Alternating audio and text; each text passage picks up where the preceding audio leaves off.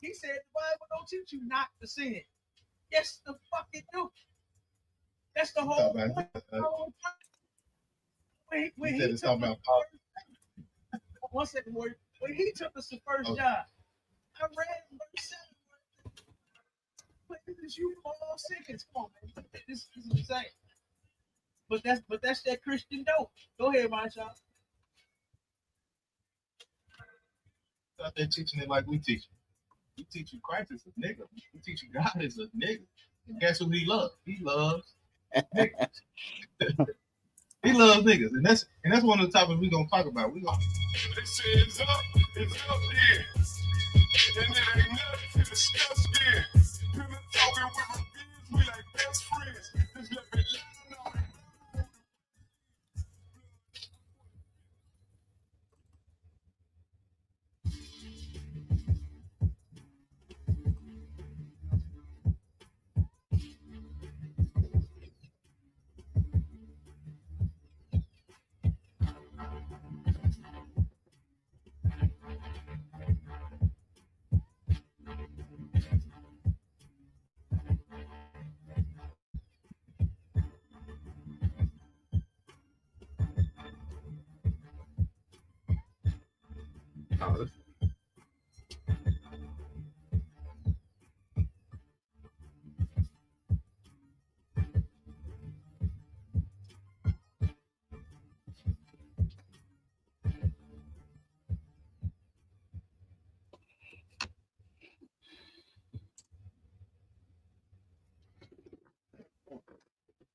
All right, Adawan, you good to go, sir. All right, hold on. That damn live it jumped off. Uh-oh. Yeah, let me hold on. Let me click that. That's all right. Yeah, I gotta cut that one off. That ain't working right. Hold on 1 second, everybody. All right, come on, sir. Difficulties, but guess what? We back. We added everybody. Shalom Israel. You understand? We got our brother. So like, let me introduce ourselves. You understand? You know, I'm Captain K. the Goggle Boy of the ISPK under Commander General Yohana. All right. And then y'all know I got my main man, Officer Maya Sha'ala out of ATL holding it down with us. You understand? And then we got our brother, Officer all support in the building. You understand? Holding it down up under Commander General Yohana, keeping the laws of God. You understand? Teaching this truth, waking our people up. You understand? The brother turned around. Hey, if you could, real quick, give a little rundown of what you seen when you was out there in the reservations when you was traveling through there and you seen a couple of our people. This shit is important, man, because like for some odd reason, people seem to think that like this is a wonderful place for everyone to be. You understand? Meanwhile, Hispanics, Native Indians, we oppressed like shit. You know, but when I turned around and looked up the numbers for the reservations, you know, because at first I remember hearing, oh, the Indians, they got casinos. I used to hear black folks that was mad about that, right? And I used to hear that all the time. Man, the Native Indians, they got damn casinos and this and that and that. But then when I actually did the research, no, they don't. They don't own any of them. The $5 Indians own them. The ones that paid to be a Native Indian, the ones that white men went and raped the Native Indian women and had children with them. Them the ones that own the casinos. Not none of our people. You know, they struggling with alcoholism, drugs, poverty, and every damn thing else. Child molestation on the, oh my God. It all sounded like the black community to me. While they try to make the difference between those brothers And us, we still family, and we going through the same exact things in the reservations, in the barrios, and in the black community, in the hood, in the ghetto. All right. So go ahead, brother. Drop a little bit of that you seen when you was out there. What's your experience with it? Colonel Khan, sir. Colonel Khan. Yeah, I was in New Mexico, near Albuquerque and things of that nature. You got the Indians out there on the reservation. They are mostly the population in New Mexico. One thing I seen was that, Issachar out there too, not as much as the the Indians, and it's mostly the Gadite tribes, what they call the Navajo Indians. And this particular tribe I found out was responsible for helping America win World War II. Dealing with the Morse code and the language that they was able to create, it helped America defeat Japan. Which a lot of us don't know about that. They out there on the reservations. I was actually able to interview one of the Navajo Indians, and he was just telling me how the fentanyl and the methamphetamine, the ice, is a big thing out there amongst them, and it's destroying them and things of this nature. This particular guy seemed to be, homeless, and the alcoholism, like you were saying, is real, heavy out there. And they just got him tucked away. And I was also surprised that they celebrate Thanksgiving as well. And I was under the impression that they didn't, because the Thanksgiving is definitely about the slaughter, other Native American Indians. But to my surprise, they celebrate it, and they make up the same excuses we do. I just do it for the food and for the family and things of that nature, right? So that's why I figured like you said, sir, the curses follow us. Pretty much every, it's amongst us all, the Native Americans, and they also Issachar and the Native American, they don't like each other.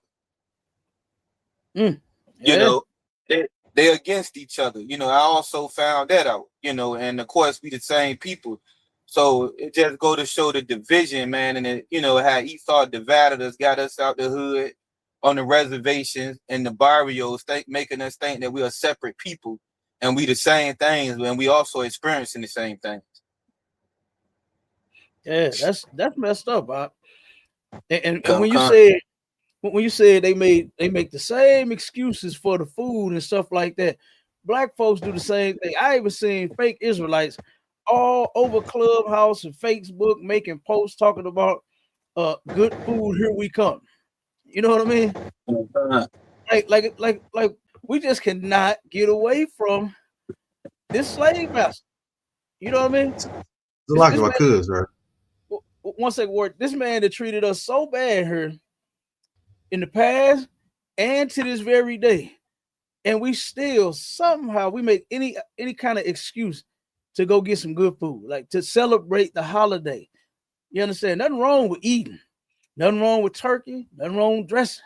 But on that day, I don't eat turkey and dressing. I would never eat that traditional Thanksgiving meal, all because my brothers and my sisters, they were slaughtered on this day. You understand? And in remembrance of that, I think I would not eat the food. I would not turn around and tell anyone happy Thanksgiving. The hell is so happy about it when our people were being oppressed and destroyed and unalived back then? What is so happy about this thing? It's for white people, yeah. I mean, look at what they got. They stole the land from the Native Indians. We walking around over their bones. You understand? The damn concrete, as we drive up and down the street, we are driving over their dead bones and their dead bodies in order for the white man to take this land from them. And you say it's happy Thanksgiving? No. All these holidays. We turned around and did the show last night with about, well, we know, of course, we did several shows about Christmas and Kwanzaa and all of these different things, man. We need to stop learning the ways of the heathen and get back to the ways of our God. You understand? Go ahead, Marsha. All I was gonna say, I don't want, I'm familiar with a lot of the destruction of our Gadite brothers and stuff like that. Me being from Oklahoma, just seeing it also firsthand, understanding the history about it. But I was just looking up this Dow's Rose, right? And it's Dow's Act, and I was looking that up. Right. And it's pretty much the same thing as Martin Luther King dream. You know what I'm saying? It's pretty much the same thing. I'm gonna read a real brief paragraph because what they tried to do is, they knew we family, so they knew it would work on us too. But they tried to integrate them into their culture. You know what I'm saying? Which that's the same thing they did to us. Let me read a little bit of this paragraph. It says, the Dow's Act and its impact on Native American land. It says the Dow's Act, also known as the General Annulment Act, was enacted by the United States Congress in 1887. It was a significant piece of legislation with the primary aim of assimilating Native Americans into American society. The act sought to achieve this by transforming the communal tribe land ownership system into an individual land ownership model. The underlying objective of the Dow's Act was not only to promote the adoption of agriculture as a primary occupation among Native Americans, but also to integrate them into the broader fabric of American economic life. Though such integration, it was hoped that Native Americans would gradually assimilate into the social and cultural norms of the wider American society. So they looked at them as just savages and needed to be changed. When they came over here, the natives had to teach them how to even live on this land. You know what I'm saying? So why in the hell would we integrate? If we had to teach, why are we integrating with them? You know what I'm saying? So it was just another scheme and another trick that the white man does just to get us to not know who we are and divide us more and more as a family, as a nation of people. You know what I'm saying? It's a lot here, sir. No, ain't no sweat. That's a fact. You know what I mean? And you right about them teaching us that the Native Indians were savages that they had to get under control. You know, when me and Officer Bond, I remember Cahokia Mounds right over I'm pointing behind me, it's actually that way, right over in East St. Louis, right in Cahokia, right where they got Cahokia Mounds. The white man, when he came and took this land from them, that area, Cahokia Mounds, was like, man, it was like the biggest like metropolis like area. It was very industrious, all kind of businesses. The Native Indians had it going on over there. You hear me? And to this day, man, it's America. It's America now. From what I read, you understand, versus what I actually see now, it looks horrible. It's terrible, right? Anything that the white man get his hands on, he destroys it. You know, he absolutely destroys it. So we ended up going to the museum. I remember going there as a kid, and when I got in the truth, I said, man, you know what? I could probably bring out something for our Native Indian brothers and sisters. Let me go there. You know, because I didn't totally remember it. The biggest thing that I did remember was the mound. It was the pyramids, how they had, you know what I'm saying? They used to be, you know, they were a part of the building the pyramids in Egypt as well. And they turned around and they got some mounds. They got pyramids built up in Cahokia. And they got stairs that they had, you know what I'm saying, made, you know what I'm saying, going up to there. I remember that being on the outside. And then I remember their clock system that they had. They had a bunch of poles set up around. That's how they could tell time, you know. So I got to thinking, I was like, man, I know the natives, you know what I'm saying, had something to offer to this place. So I said, let's go to her. Bond. Me and the Bond went over there, brother. I got disappointed. They had the natives, all of the statues and the sculpture that they had our Native Indian brothers walking around in fucking Pampers. They had all of the sculpture. None of they glorious tribal gear. You understand? I actually like that shit. That tribal gear look good. You understand? That shit with all them goddamn feathers, boy. And then when they get the boy, that shit be cool. I want to go to one. I want to go to a powwow so bad. You understand? And they be getting it, boy. The men and the women, right? And so I was like, damn. And I'm looking. That's what I'm thinking I'm going to see. I'm thinking I'm going to see some of the tribal gear. Some of the natives standing there like what they do on the movie when they turn around and help howl. You understand? I'm thinking I'm really going to see a Native Indian. Man, that shit, I was like, oh my God. I'm looking at all the sculptures and they all just running around in Pampers. I said, man, the white man is the devil. He took everything, all of the stuff that they had, the tools, They had eyeglasses. They had everything. The white man got this in a glass case locked up, and then he turned around and went and made America's contacts and eyeglasses after. Right. You understand? I'm looking at the natives' invention, and then I'm seeing the white man and how he's making all of the money off of it right now. Any and everybody that need glasses is going to America's contacts and eyeglasses. Something that the white man stole from the natives and made his own, and now he's making, gazillions of dollars. I saw the tools, the hammers and things, all the stuff that they used to build everything that they had, and they turn around, and now I go to Home Depot and I see all the tools on the shelves. I see all of the tools on the shelves that the natives had in this glass case, and to know that the white man came here and stole the land from them, he stole the tools too. So I just think it's kind of ridiculous for and when the brother had told me that about the natives actually celebrating that day, he turned around, sparked something. That's why I looked that shit up. My shop. That's why I looked that shit up. I said, no, brother, I can't. What? The natives is celebrating this? And he told me about the interview and everything he did. I said, oh my God. So I looked that shit up myself, and yes, you have some native Indians that celebrate. Man, we brainwashed here. We have been brainwashed here. We are slaves here to the white man. He is our God. You ain't thanking God for Thanksgiving. You ain't thanking God for that day, for all he's done for you. You thanking the white man for him unaliving you people, stealing the land, raping everybody.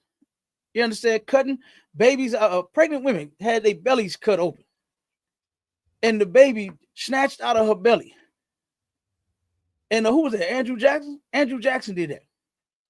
Turned around and took the baby by the feet and beat the damn baby head up against a tree until the baby died. And you mean to tell me happy Thanksgiving? You mean to tell me turkey and stuffing, gobble, gobble? Are you kidding? That's insane. So I just wanted the brother to break that down, you know what I'm saying? Because, especially around this time of the year, all of the holidays, all of the most important holidays to American people, you understand? We are at that point. So now, since we just hit the Christmas mark, you understand? And one thing that I always do that we forgot to do, I usually have Officer Bond do this. Officer Marshall, if you could, brother, I want you to look up how much money was made on Thanksgiving here in America, and how much I think he did. You did Thanksgiving, right? I think I did. Yeah, you did. Yeah. Okay. So do Christmas.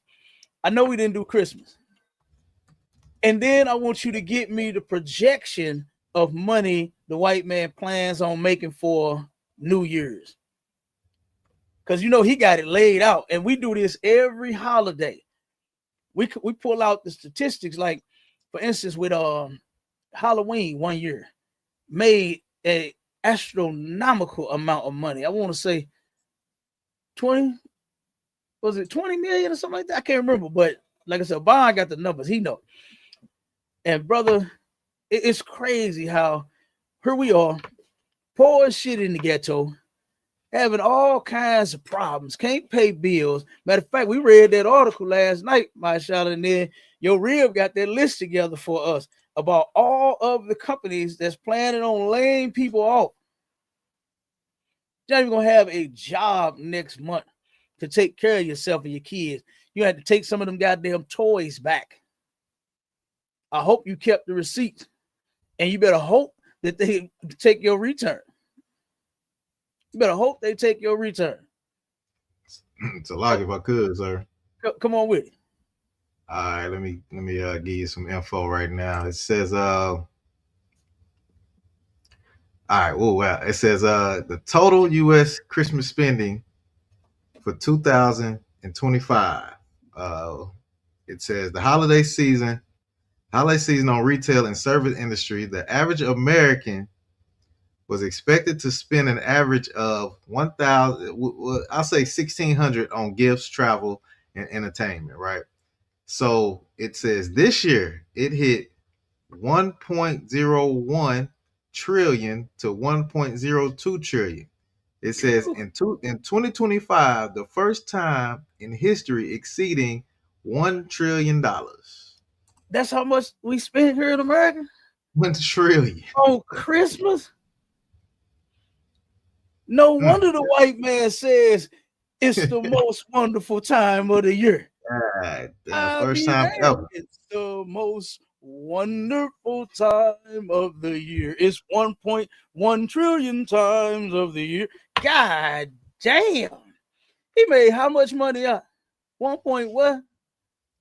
1.1 to 1.2 trillion dollars. 1.2 trillion dollars.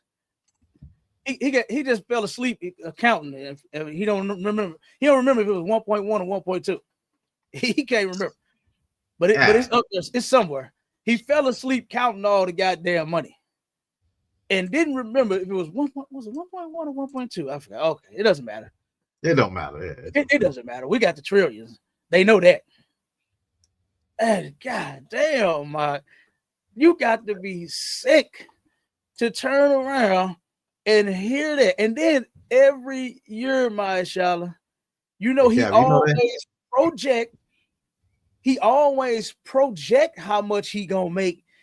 And then for some odd reason, it's always more than his projection. I have always been fascinated with that. How he guesstimated, say, you know what, I think we're gonna do about 100 mil.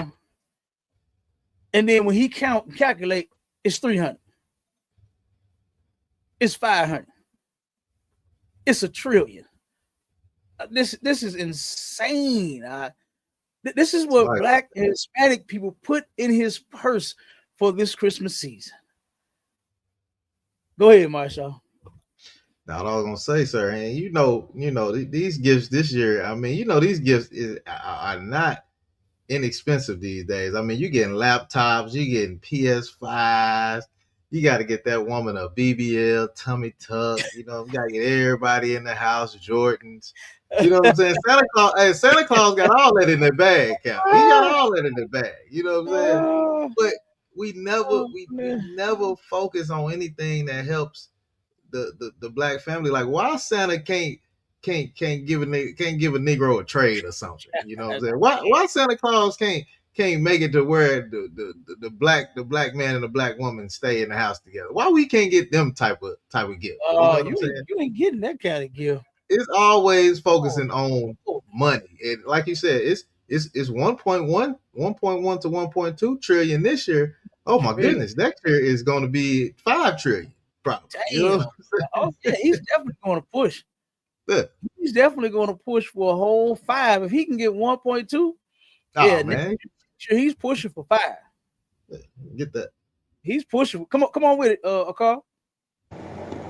Con, sir. If you could, I just been so puzzled about why this time of the year, and why everybody's so excited to celebrate it, but they always equivalent this time of the year with somebody that's done died in their family in the past, but here instead they would still sit up there and celebrate, this day.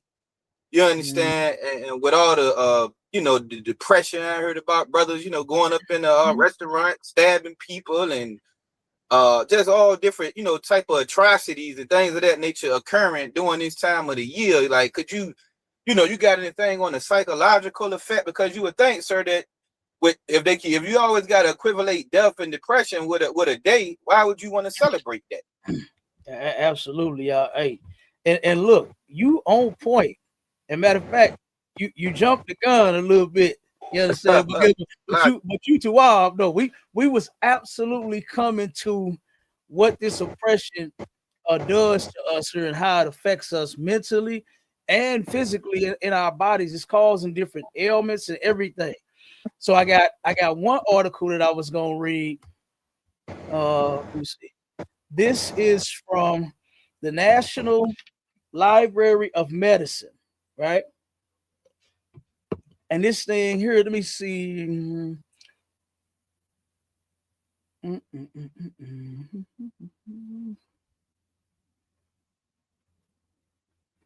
Okay, now here is a this is in the abstract of this article, right? It says it is widely accepted that SES is a fundamental cause of health inequality. That's not the same way we suffer inequality. Oh, I'm sorry. Let me give you what it says here. The title of it. It says racial discrimination, inflammation, and chronic illness among African American women at midlife. All right. It says support of the weathering perspective. Okay, so then when I start reading the abstract, it says it is widely accepted that SES is a fundamental cause of health inequality. There is evidence, however, that race is also a fundamental cause of disparities in health. So and I'm gonna skip down a little bit. So to the point that what you asking is, why do we take something that's so depressing, something that's so harmful, give us all these bad memories and all of this, right? Why do we continue to celebrate this stuff? And it even break down that too. You understand? So, but this is one thing right here. This is the cause of a lot of our problems here, this oppression that we're suffering, right? And it says in the U.S., now this is in the introduction, right? In the U.S., individuals of color, especially Black Americans, suffer a greater prevalence and earlier onset of chronic illness and disability than other ethnic groups. For instance, Blacks are over twice as likely to develop diabetes or to die of sudden cardiac arrest compared to white Americans. They demonstrate higher rates and earlier onset of elevated blood pressure, arthritis, and cancer. And they are more likely to suffer from wait a minute, hold on. I can't pronounce this word. Comorbidity. I think I got that right. Hopefully I got it. Comorbidity. I can't pronounce this word. And of these conditions, the most prominent race differences in health emerge in middle age, and the mortality rate of middle-aged Black women have actually worsened since 1960. So that's some of that one right there. And then, hold on, let me get the other one real quick. It says, while many factors contribute to mental health issues across all populations, research indicates a strong correlation between experiences of oppression, discrimination, and systematic racism and adverse mental health outcomes in African Americans. The stress associated with these experiences can lead to higher rates of certain conditions. So this place right here is absolutely hell for us. When they say that this is the most wonderful time of the year, not for everybody. Not for everybody. As you can see, that video that we had shared the other day, mashallah, with the little girl, all she wanted for Christmas was her daddy.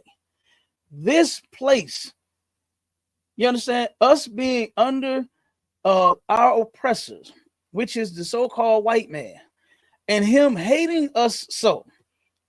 Hating, you know how people say you can either worship the ground somebody walk on, or you can either hate the ground that somebody walk on. They absolutely hate it. You understand? What else they say? They hate our stinking guts. You understand? That's the white man when it comes to us all day long.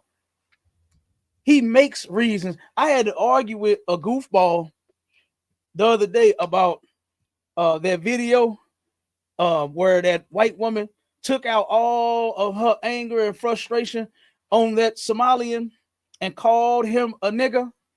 No. What was it? Ice cream shop? Wherever she was at, right?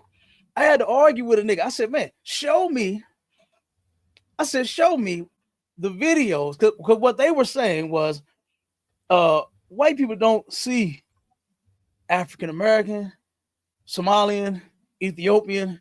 They don't see these things. He said all they see is black. I said, dude, you got to be retarded.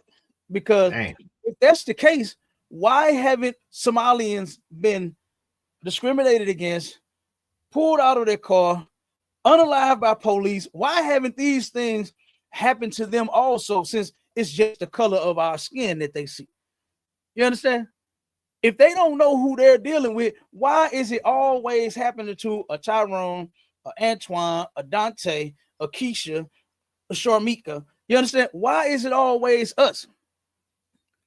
Since he don't see nothing but color, since he don't know who he dealing with. You understand? The white man absolutely knows who he's dealing with. He know that blacks, Hispanics, and Native Indians are the chosen people of God. He knows Somalians are not. He know Ethiopians are not. He know Africans are not. Right. This is why you see a video of her taking out her frustration on him that she got, because guess what? They don't hate Somalians. They don't hate them Somalians, man. You understand? Not like they hate us. Not like they hate. Don't get it twisted. The white man don't love he don't even love himself. Look how he do his own people. You understand? Look at what Commander General Hanna said. He said, well, if you didn't have us to beat on, you would be an animal to yourself. And look at how they used to do their women back in the day. You got so many videos that I bypassed, right, for our shows, Defile Not Thy Child. Do you know how many white men are molesting their children?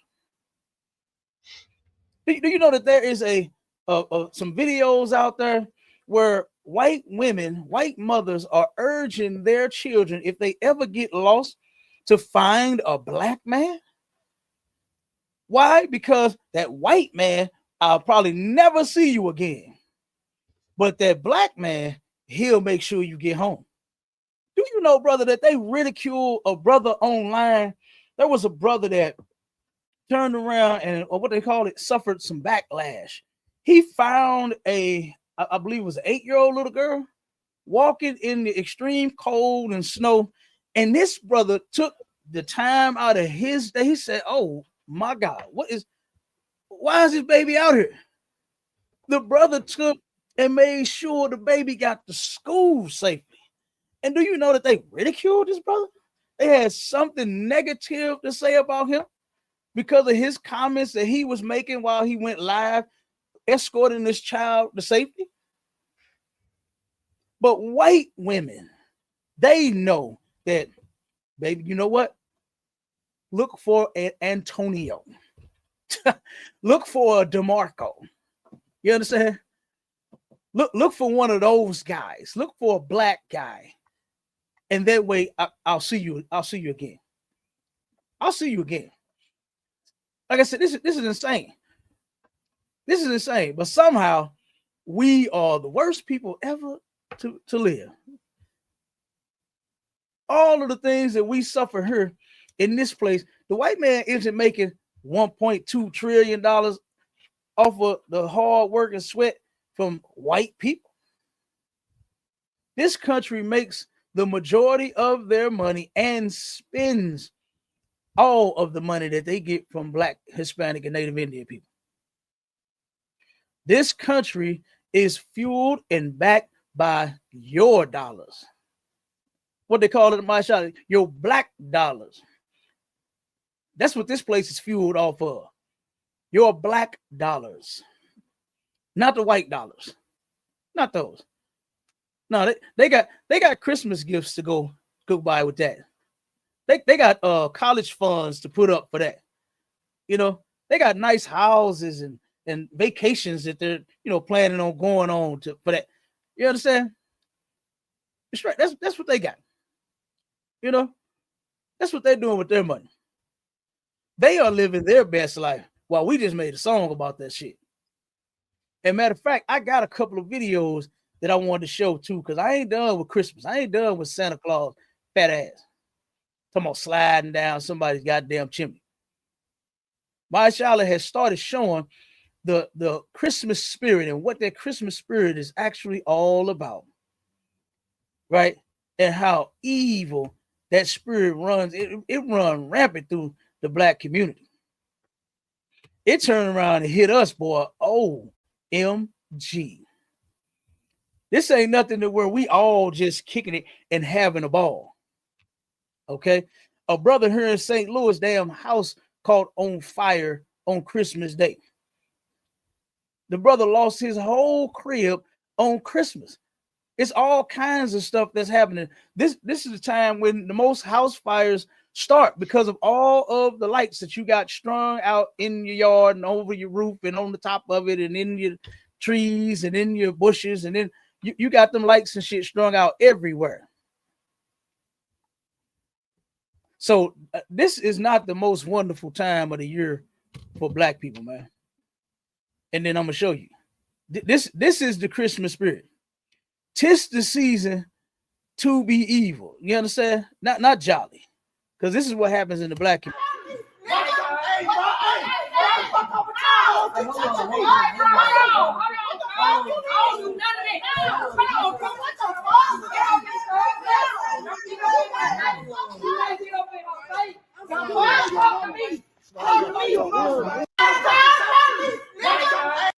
Mashallah, I thought the song said, all I want for Christmas is my two front teeth, not to knock your two front teeth out your mouth. Because Right. that's what's about to happen. Next Christmas, you're going to be wanting a new set of two front teeth. Because you're about to get them knocked out your goddamn mouth sitting here arguing. 'Tis the Christmas spirit right here. It's like This my is cousin, like- sir. Come on, Mashallah. I mean, it's so crazy, man. Our people go put on these stupid outfits, man. Everybody supposed to be happy singing Christmas Carol and drinking eggnog. What's going on? They supposed to be drinking eggnog. I mean, Yeah, what's right. going on, man? It's supposed to be a jolly time. Everybody, they in Santa suits. Yeah. You know, they got the stupid Santa Claus hat on, and you about to kill each other. You about to kill each other, man. Hey, what he say, Mashallah? Have a holly jolly Christmas. What's wrong with you? You know, Yeah. what is wrong with you? I thought Christmas, you don't have a care in the world. It's all about family getting together and loving one another and being around each other and being in the Christmas spirit. And, hold on. This they say, Cap, be thankful what God gave. Yeah. The gifts don't matter. It's the thought that counts, man. Look like y'all about to family. Time for us to come together. Yeah. We're supposed to be having a holly and jolly Christmas. Ain't that what the song say? Have a holly jolly Christmas, right?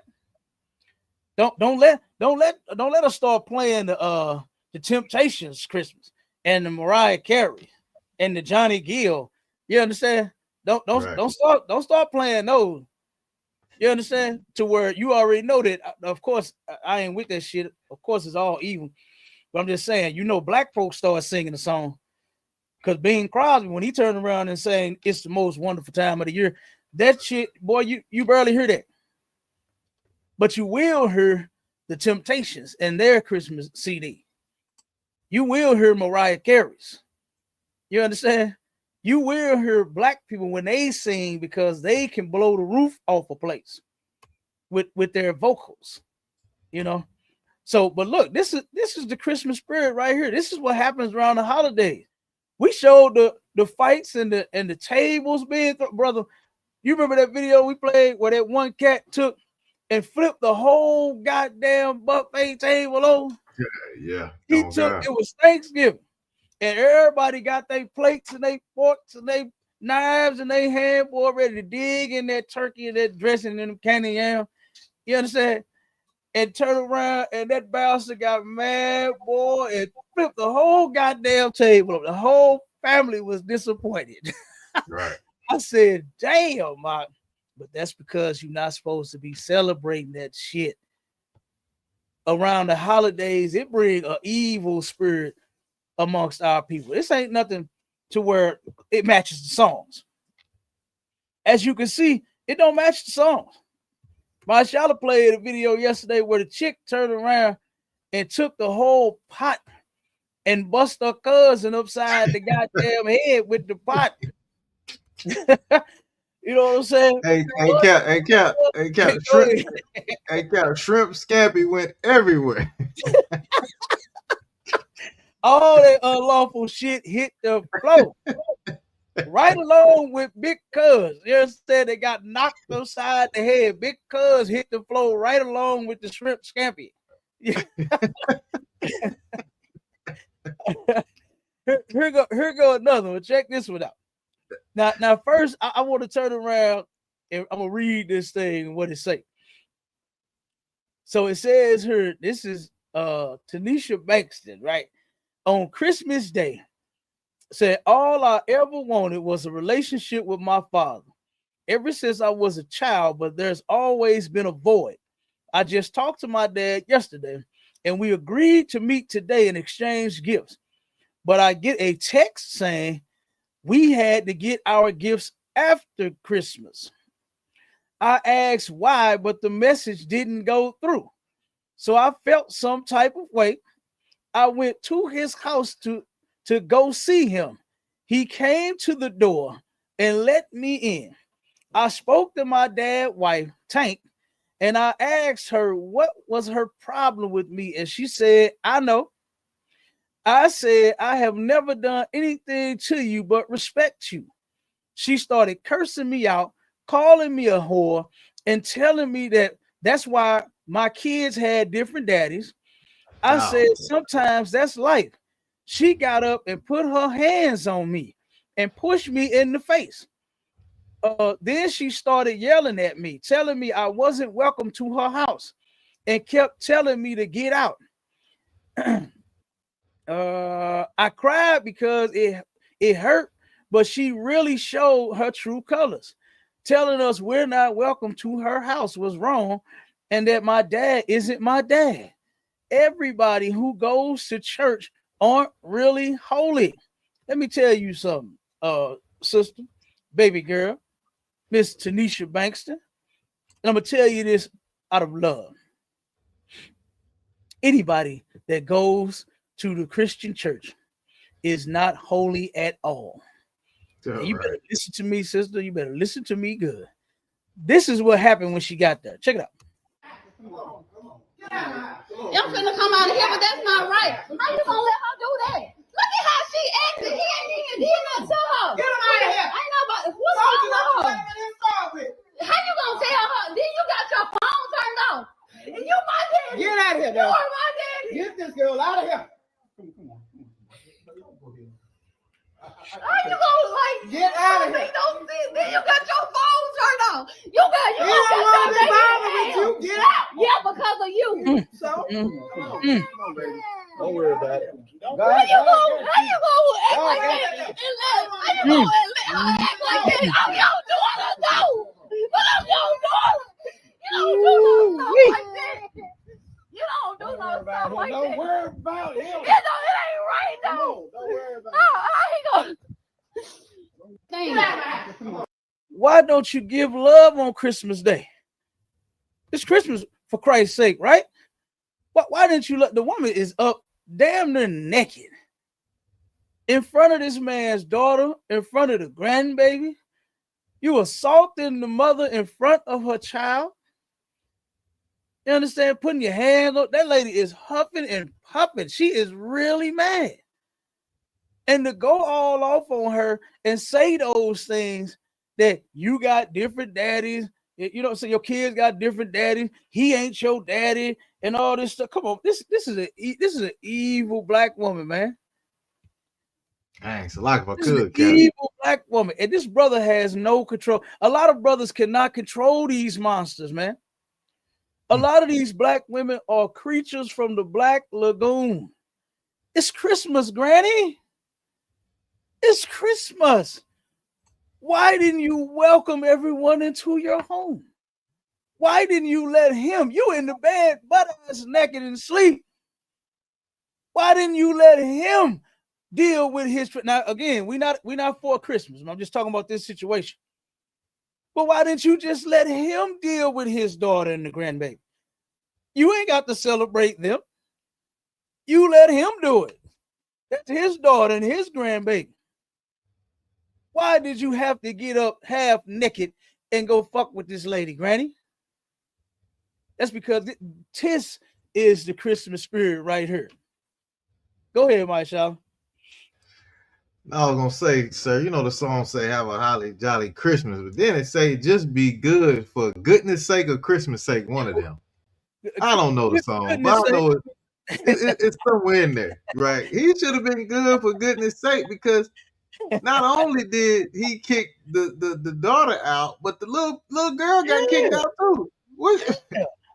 She just look at her. She just sitting there. She's like, "Oh, y'all finna put me out too."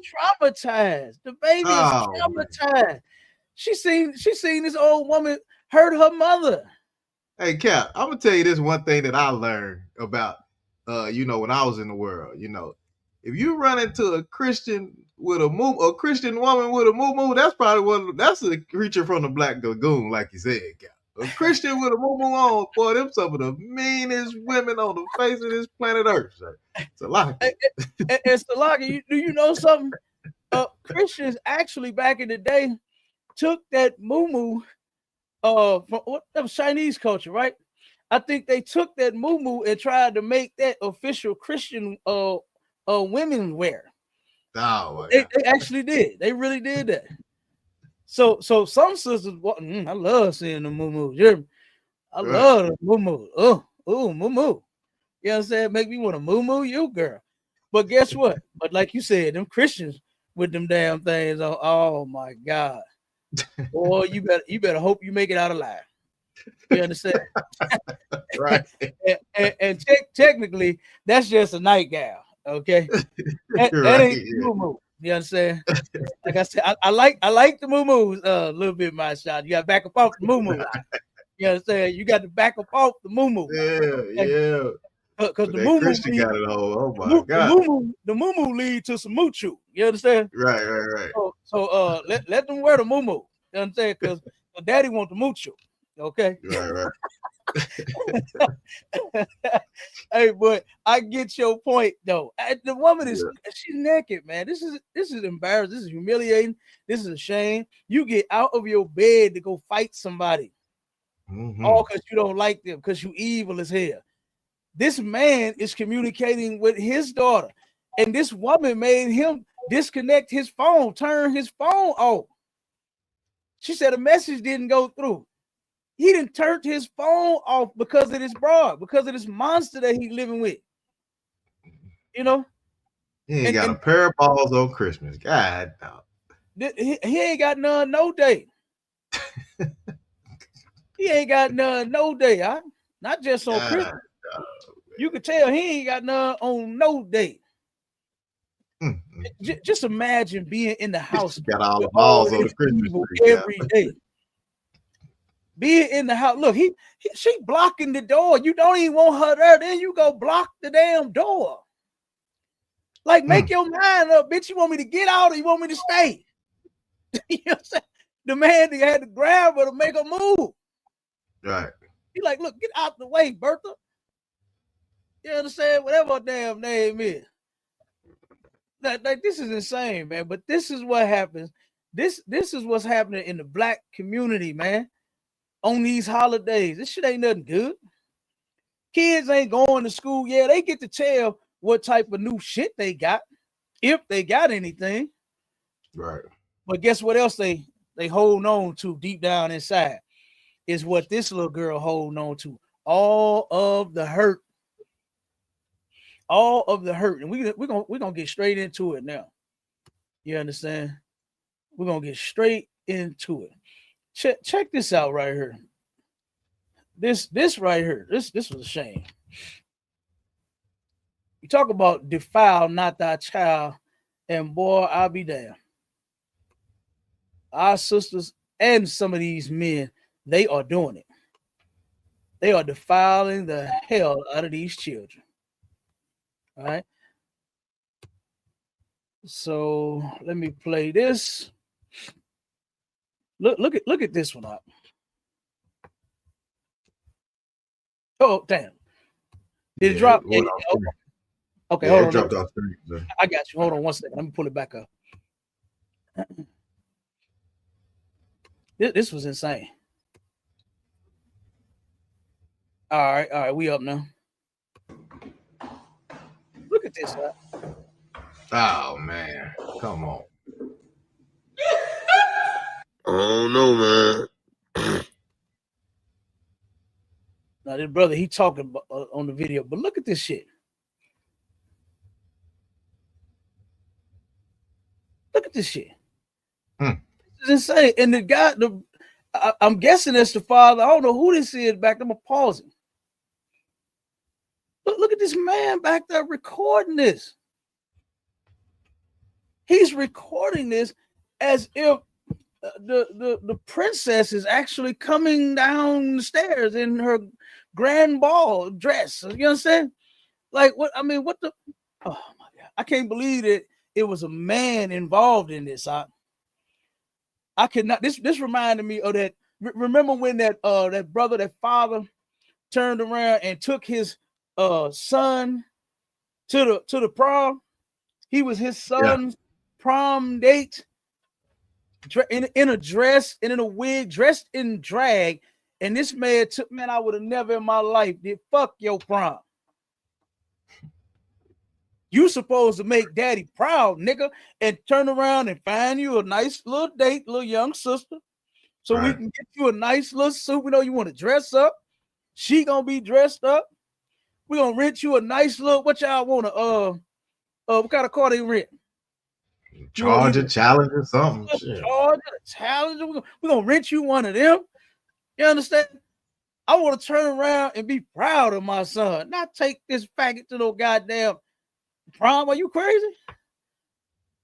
I will disown my children. Any one of my sons come home a punk, I never want to see you again. And I don't give a damn how you and nobody else feel about it. Same with my daughters. You come home a carpet muncher, I don't never want to see you again. It won't matter to me if I never see you again. This right here, and this kid is young. He's about 10, maybe. You understand? This kid is about 10 years old. So we know that this guy here has to be a punk too. Gotta be. Him to be sitting here celebrating this mess. That father that took his doggone son to the prom, I believe he's a punk too. Because how are you encouraging that mess? When if any and everybody know anything about punks, is the majority of them have been molested. Almost all of them have been molested. And here you are encouraging two evils in one. The Lord said, not for our sons to be a homosexual. Carl, get this scripture for me, y'all. Say it again, sir. I was telling Officer Carl, he's still on? Yeah, Come, sir. All right, grab this scripture for me, y'all. Get Deuteronomy 23 and 17 for me. Come. Go ahead, you got it. Come, sir. Come on. Deuteronomy, chapter 23, verse 17. There shall be no whore of the daughters of Israel. Stop right there. So this is for our sons and our daughters. This scripture right here pertaining to how we should be raising our children. And this is poor parenting right here. This is horrible for a mother to encourage this. I got another video that I was going to play, but I ain't going to play that one, right? Because we're going to roll through so we can get through everything on time. But I got another video where the sister, the caption that she made, a matter of fact, I'm going to save it to after he read this for the sons. But for our sons and our daughters, there is a certain way that the Lord said to raise them both. And guess what? The only way is straight. That's it. That's the only way that God said for us to raise our children, not to defile them like this, to give your son one of your purses, to give him a pair of your shades. Let me tell y'all something, man. I love my daddy so much. That nigga was my hero. Do you know what I used to play with? I used to play with my daddy gold chains. That nigga had a whole bunch of jewelry. You understand? That nigga had a whole bunch of rings. I used to put my daddy big ass rings on my little bitty fingers. And I was walking around the house like I was my daddy. I used to sneak and do this when my daddy would be asleep or he'd be gone. I would go in his room and I would put my feet in his big ass size 12 shoe. I ain't walk around in my mama heels like what's that basketball player name? Dwayne Wade. Dwayne Wade. I ain't walk around in my mama heels. Fuck that. I wanted to be like my daddy. I used to take my daddy pick and shit. He had picks and combs. I used to want to be just like my goddamn daddy. I ain't had that much hair back then. I ain't got that much hair now either. But I used to take my daddy picks, boy, and turn around acting like I'm picking my hair like my daddy would be picking his hair like I see him do in the morning. You understand? My daddy used to smell good, boy. He used to have on that cologne. I used to spray that shit on me. I wanted to be like my daddy. I wasn't picking up my mama accessories and putting that shit on my wrist. I wore my daddy bracelet. He had Drake on his damn on his bracelet. I used to love putting that on. Man had a Rolex watch. I used to love putting that on. Rolex be flipping all around my damn wrist, but I had it on though. The thing used to slide all the way back up here. That's how big it was. But I used to put my daddy Rolex on, you hear me? And that thing would drop all the way down to my damn elbow. But guess what? I was stunned like my daddy in that. I wasn't wearing stuff like my mama. I wasn't doing that. And this is extremely sick for anybody to do. For this punk ass man to be by the door recording this shit as if this is cute, and for this bitch to be turning around and recording this as if this is cute, man. This is horrible.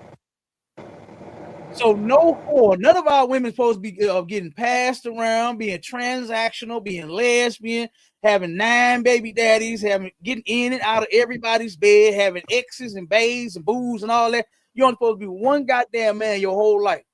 Thus saith the Lord. It's in the Bible. Our women, guess what? They are so sweet and so precious. None of them should be whores. God said that that's a law for us. And so none of our daughters to be whores. Keep reading up. Nor a sodomite of the sons of Israel. Nor the sodomite of the sons of Israel. And who are the sons and daughters of Israel? Blacks, Hispanics, and Native Indians. Black children should not be sodomites. And the word sodomite in the Bible, back in Israelite culture, was a homosexual. That's what a sodomite was. And that's what a sodomite is to this day. Even though the white man in the Webster's dictionary, he's changed the definition of the words. And it means a person who likes anal and oral sex. A sodomite is what you are witnessing right here out of this little boy. They are making this little boy, and I'm sure somebody did something to him. I'm sure somebody did. It might be the nigga that's standing by the goddamn door recording him twirl around the steps. It could be him. While you sitting here recording this shit as if this is cute. This is ridiculous, man. The other video that I got is a video where the sister on the caption, she said, "Don't need none of my baby daddies. All my children gonna be straight." That's what the captions say. And you know how they do that duck walk to that one song, the introduction, that womp, womp, womp, womp, womp, womp, womp, womp. Womp, womp, womp, womp, womp. That's the song that she playing. She turned around and started walking through, and she twerking and twirling that big old booty. And then here come her sons doing the same goddamn thing, twerking their butts like they goddamn women. No, your sons ain't gonna be straight. They already sissies. Talking about they gonna be straight. No, the hell they not. Not following you.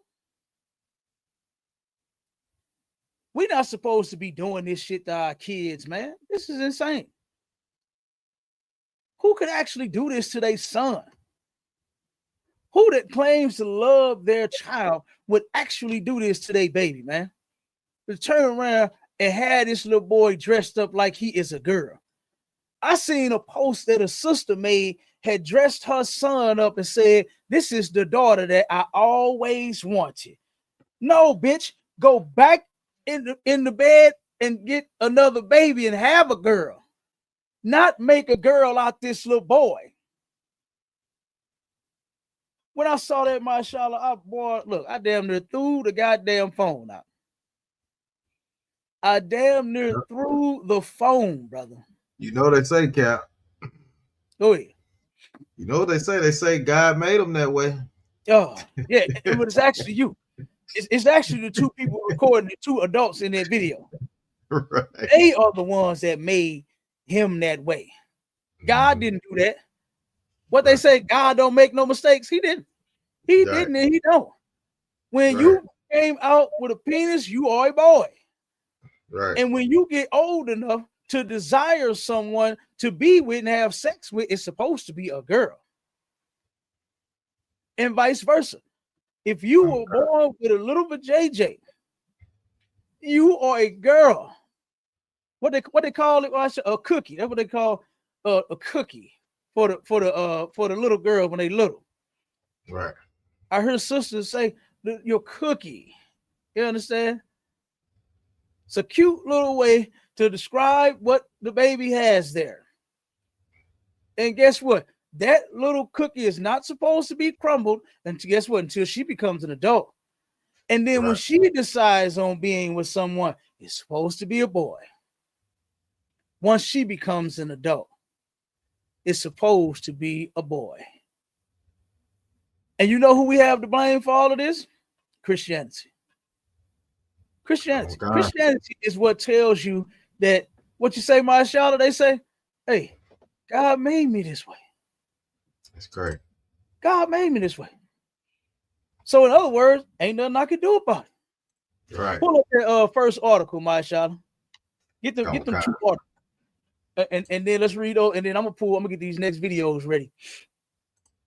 Because we even got the rapper Blueface and his mama. You understand? Talk about defiling not thy child. Even when he becomes an adult, you shouldn't do it. You understand? This was insane. Even witness what this man said, you know, about his mother. This was insane. And then some of the things that his mother even did in return. Like, this is ridiculous. This woman should be ashamed of herself. You understand? What'd you say, my child? You said the one about the substitute teacher? Kyle, yeah, read them two articles and then we're gonna go with the next one. Okay, come on. It says 29-year-old LaDeja from Florida was substitute teaching a middle school. Substitute teaching a middle school when she encouraged the kids to take their fight outside. The kids went outside and formed a circle around the fighters when LaDeja told them to start fighting. The fight was recorded by multiple students from the school. LaDeja was arrested at her apartment last night and charged with 2 counts of felony child neglect and 2 misdemeanor counts of contributing to the delinquency of a child. Mm-hmm. That's what happened with this sister. We defile not thy child. That's the reason that it's called this. You understand? Because we are not supposed to be defiling our children in no type of way. We're not supposed to be mistreating them at all. And I'm gonna give you the scripture on that. Go, a call. Give me So like if I could, Cap. 6. One second. Let me get a brother description. Then you got it. I believe it's Ephesians 6 and verse 4. Grab that for me. Go ahead, Masha. Now I wanted to put this picture on the screen, sir, because this is crazy right here. Yeah, that's. I don't know if you can see it. Let me see. I don't know if I can make it no bigger. But she out there teaching. Yeah, she got a black eye. Yeah, he told that black eye. Yeah, Yeah, she was out there fighting with the kids. Yeah. She got a black eye damn self. What the hell is going on? Oh, I noticed that too. I noticed that too. Yeah. She got the black eye too. She went out there and got right in the shenanigans with the kids. You the teacher. You were supposed to get up and break this. Well, I know it's different protocols to breaking up fights. You know what I'm saying? I know that some teachers they're not supposed to lay their hands on kids and break up fights. I believe they encourage the teachers not to break up fights. You understand? Because it could become a liability on the teacher to where the child can sit here and say, you broke my arm. You understand? When you know, all you was trying to do was break up the madness, you know. So I do know that there's fine lines that teachers, you know, have to abide by, different rules, but you at least hit the button and get the security in there. Right. You at least do that, not come on some, hey, take that shit outside. Bitch, you ain't at home. What's wrong with you? You at work. And you telling them take the fight outside, and then you go join the goddamn fight. We went and joined the fight, Akim. Like, this is crazy. This is crazy, but this is what the Bible says about this type of behavior, man. Read that for me, Akim. Come. So you said it was Ephesians 6 and verse 4. I believe that's the one. Verse 4. Yeah. And ye fathers, provoke not your children to wrath. And guess what? This is talking about mothers too. Just because it's saying fathers, it don't mean just the men alone. You understand? But this is who the children belonged to back in the day. It was the father, it wasn't the mother. It was the white man's bright idea to separate the family and give the children to the mother, because he know that would ultimately destroy those children. And that's why he made programs such as the school to prison pipeline. That's what he created behind our children, because he know that you're not going to be successful. All that bullshit that you dreamed of, your child growing up to be a productive citizen and being a lawyer and being a doctor and being an EMT or driving a boat or driving a plane, yeah, that was just your dream. But that ain't white man's dream for your children. His dream is to have them in all orange. That's what his dream is for our children. To have them in all orange. And I'm talking about that jumpsuit that they give you in prison. Some of them, what prison is that where they make you put on pink? You recall what prison that is? It's a prison. I forgot which one it is, but one of those prisons make you put on pink. You understand? You put on a pink jumpsuit. But you know what Commanding General Yohana's dream for your children is? To be a soldier up under him in the ISUPK and put on all black. You understand? For princesses to put on pretty dresses and head wraps. You understand? And humble themselves and be just as sweet as they could possibly be up under him. Not going to prison. You know what I'm saying? Not going to jail putting on no all orange jumpsuit. He wants your sons in all black. That's what we want your sons in, to where we can raise them up to be soldiers, to where they won't be criminals. You understand? To where they turn around and instead of going to jail, you know where they going? They going to class. They coming to learn God's laws, and they're keeping them. Instead of taking that pipeline, being bad in class, and then they turn around and call the police on you, and they come lock you up. Like so many stories that we have done over and over and over again, to where our children, that story, I'll never forget it. I'll never forget the pictures that I seen of this white animal that took this little sister, right? I forgot the class, but you know, we got the article. I know pretty much everybody probably remember this story. There was a little sister that had just lost their either mother or grandmother. I can't remember which one it was. But I think it was either her mother. I think it was her mother. I think her mother had passed away. And the child was totally disconnected in class. She was on her phone. The teacher didn't even have enough compassion on this baby to say, you know what? She did just lose her mother. I ain't even gonna bother her. You understand? If any of the other students was to say anything to me about her, I would tell the other students, mind your business, please. She's fine. And then I would talk to the baby after class. You know, try to tell the baby, listen, I know you're going through something, you lost your mama, this and that, you know, but just you try to keep your phone away if you can. You know, we're still not supposed to have our phones in class. And you see the other kids want to have a phone in class now. So in a minute, I'm gonna have a whole classroom of fucking phones instead of students. You understand? I would try to talk to the baby, not call the security. They call security, and at this school, they got the security guard is regular police officer. And the police officer came in that room and told her, put your phone away. Put your phone away. Put your phone away. She's grieving.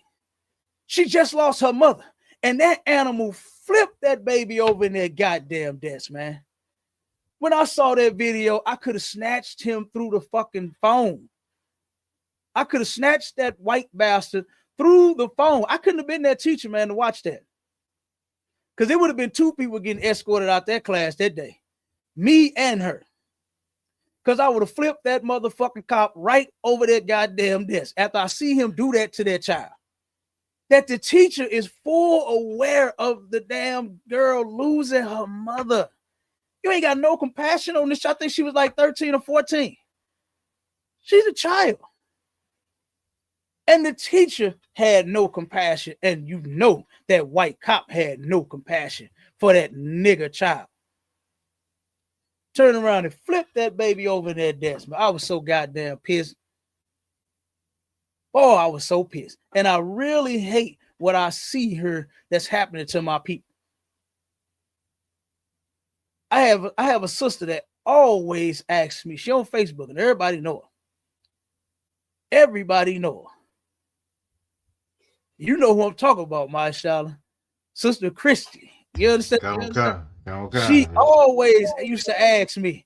She used to say, why don't y'all just pray that Jesus come back and save y'all so y'all can get out of here? Why y'all suffering since y'all got it right?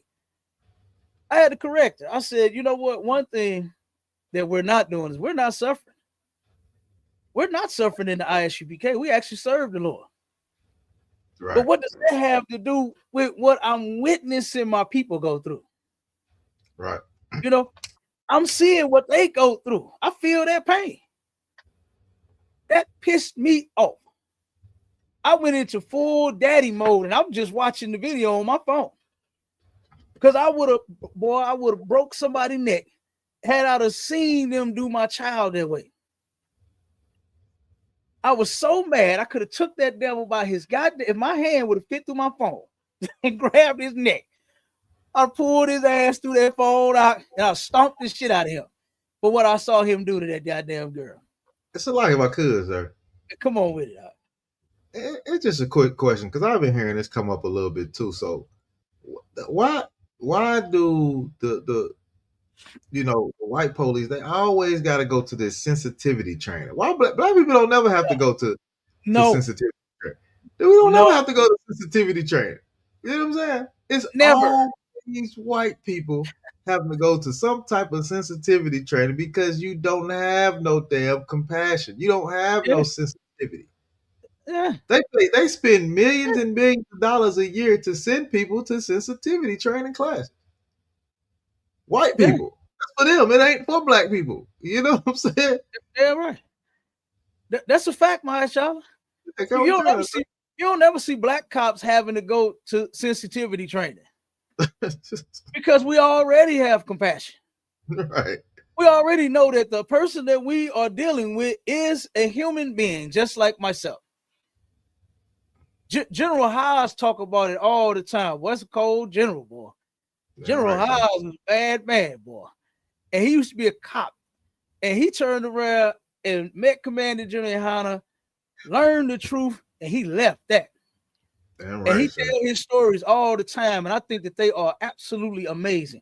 To where this brother turned around and was told to follow the protocol and start abusing black people like what every other cop does. They wanted him to fall in line, but he didn't do it. He said it was several times to where because of his training and because I'm telling you, that man, that's a bad man with them hands. You understand? I done heard the different stories about General Haas. I don't think you want to play with him. You understand? But this man turned around and he done been in gun battles and all kinds of, he had guns pointed at him, busted at him and all kind of stuff. And this man dismantled this brother or whoever with his hands. You understand? He didn't even have to pull the pistol. Right. So I know if that brother could do it, you know who else could do it? White people could, if they turn around and had some compassion. Right. If they didn't need that sensitivity training, because even after the training, it don't work. But if they had something built inside of them that would make them sensitive to another person having feelings, and you mistreating them, and they might not want to be mistreated, then you might not do some of the stuff that you do. But guess what? That's something that you just don't have inside of you, Mr. White Man. You don't have any compassion, especially for black people. Right. Especially for that little black girl. Boy, I'm telling you, that pissed me off. That pissed me off. So the different things that we are suffering here, I used to tell Christy all the time. Sis, I don't want to leave here without my family. Those people that you talking about that got it wrong, they still my family. Right. And I'm not in such a rush. Oh, Jesus, please come take me now. Oh, I can't take it. I ain't no bitch. Right. Commander General raised me to be a soldier. And we're going to stand here with our people until we get out of here. We came in here together. Guess how we're going to get out of here? Not separately. Right. No, together. We're going to leave here together. That's the only way.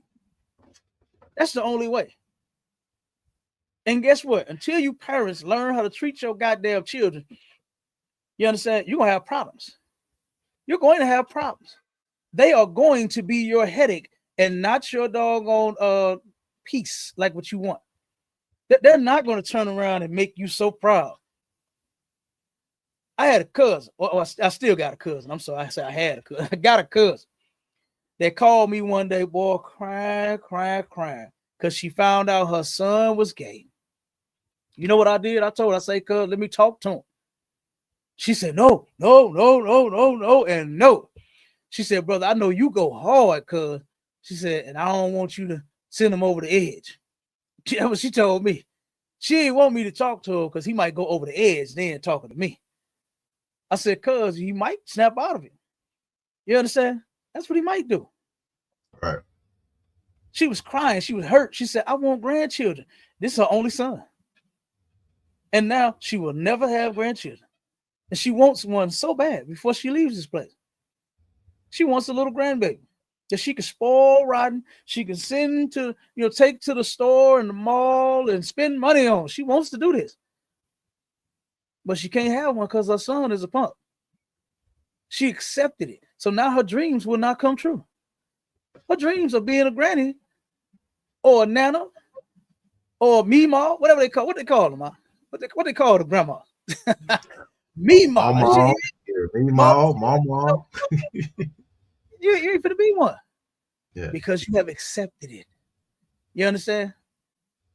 And this is what the Bible said. Even you accepting that gay mess is provoking your children to wrath. You don't even understand it, but you are.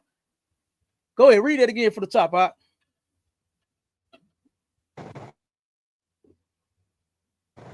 right, Colonel Khan, sir. Ephesians chapter 6, verse 4.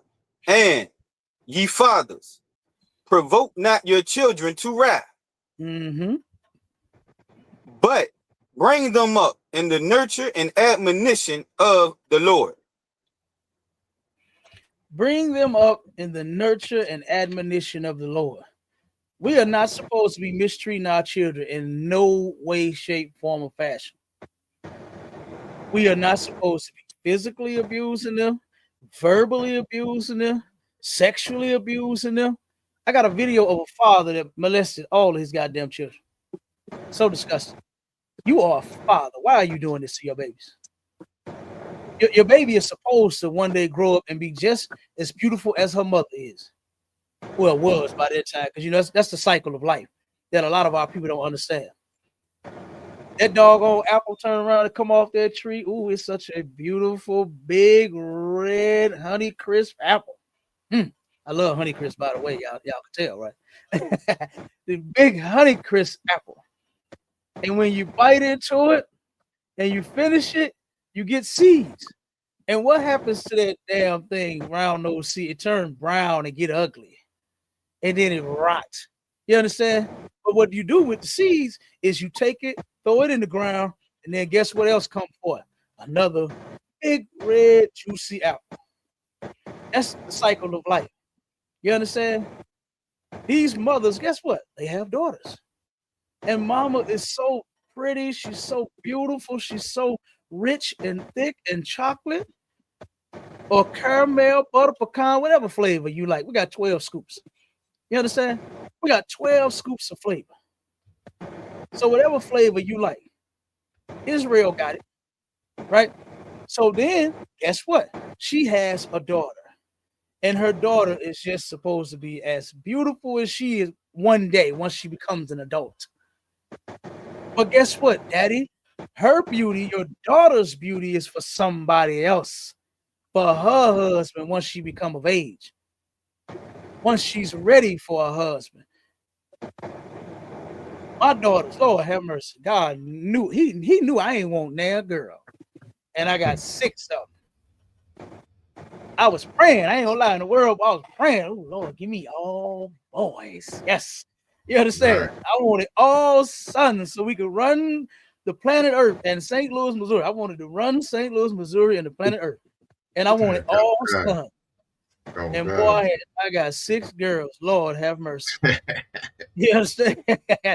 I got 6 girls, and they are all just as beautiful as their mothers. But guess what? Never have I ever looked upon my daughter's beauty for myself. You understand? I recognize how beautiful my daughters are. They're very beautiful, very pretty. But one day I'm gonna find them a husband. That's what the goal is. But not for this father. We're gonna play the video. This father took his daughters. That was disgusting. That was terrible. It's a goddamn shame. We are supposed to be raising our children up in the nurture and the admonition of Christ. You understand? Not turn around and defile them in no type of way. Children are to be protected, not defiled, man. And you parents out there, that's disgusting. You understand? As you can be, you need to change your ways. A lot of people shouldn't even be parents. I'm gonna just tell you that. Go on, sir. A lot of folks shouldn't even have babies. Shouldn't even have children. You don't even know how to fuck to raise them. You letting your goddamn boyfriend hurt them. There's a baby here in St. Louis. The young brother took and unalived the damn baby, man. I believe, what was it, 2 months old or something like that? I forgot how old. That's one of the articles we got. The brother took the little baby. This is his woman baby. This ain't even his baby. And that has happened here in St. Louis a lot. I grew up with a cat that turned around and he shook his woman's baby to death. He shook that woman's baby to death, got 25 years, got out, started reaching out to my cousin, because I never hung with this particular cat and this group of friends that my cousin did, right? And my cousin hit me up and told me, he said, man, that nigga done got out of jail. I said, yeah. He said, yeah. He said, but I don't know what he calling me for, nigga. I got kids. My cousin never forgot, even though it was 25 years ago, he still got a little kid. And he remembered what this brother did to that sister baby by shaking her until she was unalive. He said, oh, no, I ain't hanging with you. That's what he said. No, I ain't hanging with you. So we are not supposed to be defiling our children in no type of way. Now let me show you this is the post that I saw with Blueface that really had me. I was like, why on earth is this even a post for this brother? Like, why is he even having to say this? Right? This is what the post said. It says, it's sad that he had to even post this. Some of these moms be weird, shaking my head. That's the sister Shalakima. I believe that's her name. Shalakimia. So this is a picture of Blueface and his mother, right? And this is what the post says. It says, Mom, we can never have sex. I'm not into that. Please stop being so invested in the women I'm laying down with. It's kind of weird, like you jealous or some. We can never lay down together. You not my type. I thought this was horrible. This was disgusting. Like, what is he going through? What is she going through for this man to even make this a post? Huh?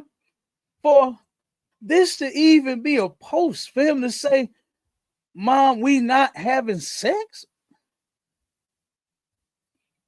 Arlette White never approached me in that way. And that's my mama. And she ain't letting nobody else approach me in that way. And I thank God about that. That's one reason why I said some of you parents shouldn't even be parents. You shouldn't even have kids. You shouldn't even have children. Because look at what's happening. This is terrible for this man to have to say this about his mama. By Charlotte, my mama never made me feel weird at all. Do you understand? Right. That never made me feel weird like she was going to do something to me. She ain't never make no sick comments to where I'm looking at my, like, what the fuck? Like, lady, you my mama. What's wrong with you? I never had that feeling. Now, and I thank God about that. Even though my mother was in the world just like his mama. But that's one thing that my mama didn't play. She didn't play that. She wasn't into that. She definitely wasn't into that. I never had to say that to my mama. And I can only imagine how this feel for this man to have to tell his mama that. For him to have to tell his mama we not having sex. So what I did was I looked into it a little bit. I'm like, why is this? Why do he feel this way? Why do this man feel like his mama coming on to him? You know, when you say coming on to somebody, you know what I think of? I think of some thick, beautiful, sexy stranger that I want to get to know. You understand? That's what I think of when I hear something about some sex. Right. When I think about sex, it's about a woman that I want to make mine, and I want to do some things. I want to take her to Pound Town. I ain't thinking about sex with my mama. So I said, man, what is this brother actually going through? Like, what is making him say these things? And these are some of the videos that this lady was putting out online, right? Here's one video that this lady, this is Blueface mama. And it says, Blueface mama reminding us she's still a munch. I know that's right, ain't she? This is something that's encouraging this shit. What? I'm gonna mute it. When at this point you are a mother. And why are you doing it? Why are you showing your only skill for everybody on social media and in the world to see that you have? Why are you doing this? I said, yeah, I can kind of see where Blueface coming from now. I can see where this brother is coming from now, because this ain't right. Arlette White never put no video out there like this of herself. She never turned around and humiliated her, my father, my stepfather, you understand, or me and my brother in no type of way. And I thank God for that. My mama went online doing this kind of mess. Everybody didn't know my mama as being a 304. Everybody didn't know what my mama munched like. You understand? This is disgusting, man. This lady is terrible. whatever you do to your man, that shit is supposed to be private. That shit is supposed to be just for you and your man to know. Not everybody on social media. She did another video. I can't even play. I don't want to play it because I know sometimes we be having kids watching these videos.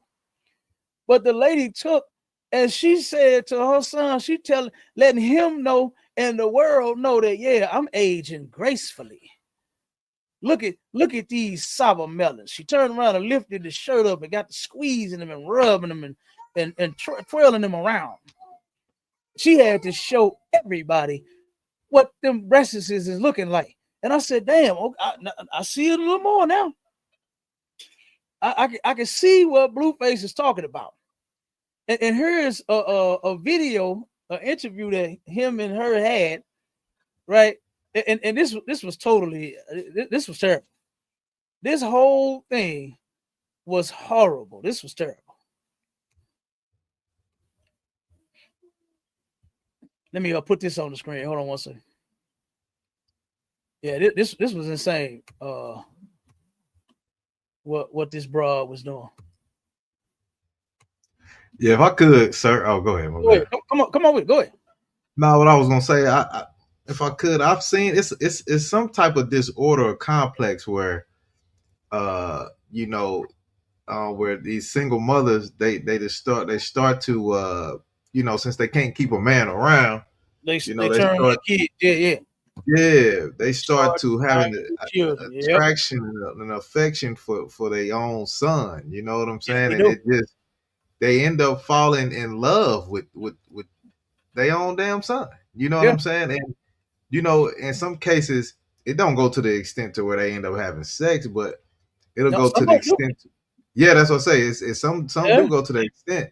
Not in all cases. In some cases, they become very controlling of your life. They start to choose everything that you do, what car you drive, what woman you go out with, where you stay, what you eat. Like she's treating you like her man. Like and you like mom. And this Blueface probably like, mom, back up a minute. Like, you know what I'm saying? Back up. Not knowing his mother has a complex and she wants to be with you. Like it's crazy. It's crazy. It is, and that's horrible, man. That's horrible. And this place has done this to this sister and to a lot of our sisters. I got a video where two Ishmaelites, they turned around, the mother confessed her love for her son, and then the son turned around and confessed his love for his mama. And now they are in a relationship together. I said, OMG. I just don't understand that type of mother and son relationship. The type of relationship that I had with my mother was not one of any type of sexual nature. I never wanted to see my mother naked. I remember one time, right? I turned around and came home and got my ass cussed clean the F out, right? Because I started going in my mama's room and heard my stepfather was in there and they was laying down and they was naked. You understand? And my mama quick, fast, and boy, shut that motherfucking door. You know what I'm saying? She didn't want me to see her like that. And I never saw her like that. I never saw my father like that. I never saw my stepfather like that. I love that man. You understand? AJ, he was cool, brother. He treated me just like he did my little brother, his own son. That man never did anything sick to me, never mistreated me in any type of way. I actually love the brother, man. He's a decent brother. You understand? And she didn't want me to see them like that. They weren't doing anything. They were just laying. That's how couples do. That's what relationships are. Relationships are intimate. And guess what? You do intimate things sometimes. And boy, she cussed me clean the hell. I was coming from school and I'm mama. So I forgot what happened. It was whatever it was. And however old I think I was about 7 or 8. And boy, she cussed me out for not knocking on that door. For her, I'm just coming in. I'm excited about telling her whatever it was. and I got cussed out. Why? Because my mama didn't want to see. My mama wasn't on no internet. She wasn't walking around the house to where I could see her body. She wasn't walking around showing everybody them things, talking about how well she's aging, how gracefully them things look. It wasn't for me. That's my mama. You understand? That's ridiculous. But this brother, he is having to shut his mother's what you call it, complex. He's having to shut his mother's complex down. Go ahead, Mike Shalom. Now I was gonna say, sir, you know, this tale right here is as old as time, because we just talked about it the other day when you know what I'm saying. You know, we always follow the ways of the heathen. This is when Nimrod, you know, married his own mother. You know what I'm saying, and that's where you get this whole Christmas tree story and all this stupid holiday coming up. Is because of these. This is what the heathens did back in the day. They married their own mothers. Yeah, you know what I'm saying. Yeah, they did. So this is just some of the. This is just, you know, we try to follow these people and think we end up in a better situation, but it just continues to destroy us, sir. Yeah, absolutely. Brother, get Leviticus 18 and I believe 6 for me. If I could, sir. Go ahead, sir. Benji Mays, hey Benji Mays, I'll put the chat in the link if you want to come up, brother, and you know, express your thoughts on the show. You know what I'm saying? Give me 1 second. Let me drop this in the chat real quick, Cap. See if he man enough to join. I ain't put it in the chat yet. That was yeah, you did, but that's all right. I got it right here. I'll put it in there. Yeah, I see they comment. Okay, come on, sir. Yeah, Benji, man. Go ahead. What was that again? It was Leviticus 18 and verse 6. Come. Leviticus chapter 18, verse 6. None of you shall approach to any that is near of kin to him. Stop right there. That right there. The near of kin to you. The Lord said, none of you shall approach the near kin. This is your very own child. How near to kin is that? To where you gave birth to this boy. What they say in the hood, back in the day, I brought you in this world and I'll take you out. Boy, that shit used to be funny as hell. I used to hear that, and I'll be like, take me out. Wait a minute, for what? You know what I'm saying? Why you want to take me out of here? I ain't even do nothing. You know what I'm saying? What they say back in I ain't even do nothing. You understand? But they used to say that a lot back in the day. Boy, I brought you in this world and I'll take you out. I brought you in this world for Christ's sake. I definitely don't want to do nothing sick to you. And the Lord said, this is in his laws, to make sure you don't do nothing sick to your children. He gave you a law behind it. Why? Because the heathens were doing this. My Charlotte just said it. The heathen were doing this. And this is why the Lord, I'm going to give you another scripture real quick. My Charlotte, get this one for me. Go ahead, sir.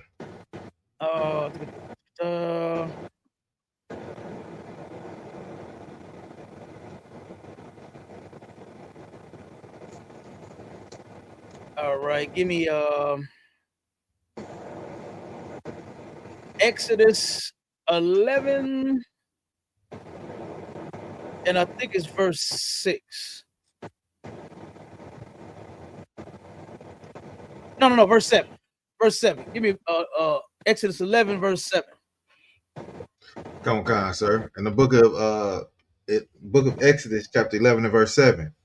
Mm-hmm. But against any of the children of Israel shall not a dog move his tongue against man or beast, that ye may know how that the Lord doth put a difference between Egyptians and Israel.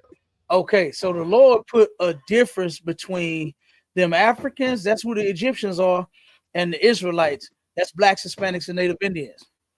So the Lord is putting a clear difference. While they're in Africa, that's part of their culture, especially for royalty. While you Negroes is walking around with that Queen Nefertiti head on y'all chain and thinking that y'all a king, a pharaoh in Africa and all of that shit, those people of royalty, they kept it in the family.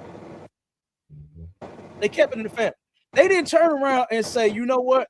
I'm just going to leave you all of my possessions so we can keep that in the family. No, they married within the family. Mm-hmm. That's how they kept it in the family. By them saying, hey, we're rich. You know what? We don't want this to go nowhere else. So I'm gonna marry my son, marry my daughter, so that way our inheritance stays among us. That's not how we get down, Israel. This shit that we said against Blueface and his mama, this should not be. This should not be. And I see the weirdo. He don't want to come on the stage. Yeah, come on, sir. If I could add in, sir. See, we use it as an analogy. You know, we gonna keep it in the family. You know what I'm saying? If I got this nice ass car count, I'm gonna pass it on down to my son. I'm gonna keep it in the family. These nasty Egyptians was doing it literally. They was keeping it in the family. They was having babies by each other, big head, water head babies by each other. Yes, absolutely. Those mud hutting, doodle eating Africans kept it in their family by marrying their children. That is while Benji's talking about the conversation is sick and disgusting.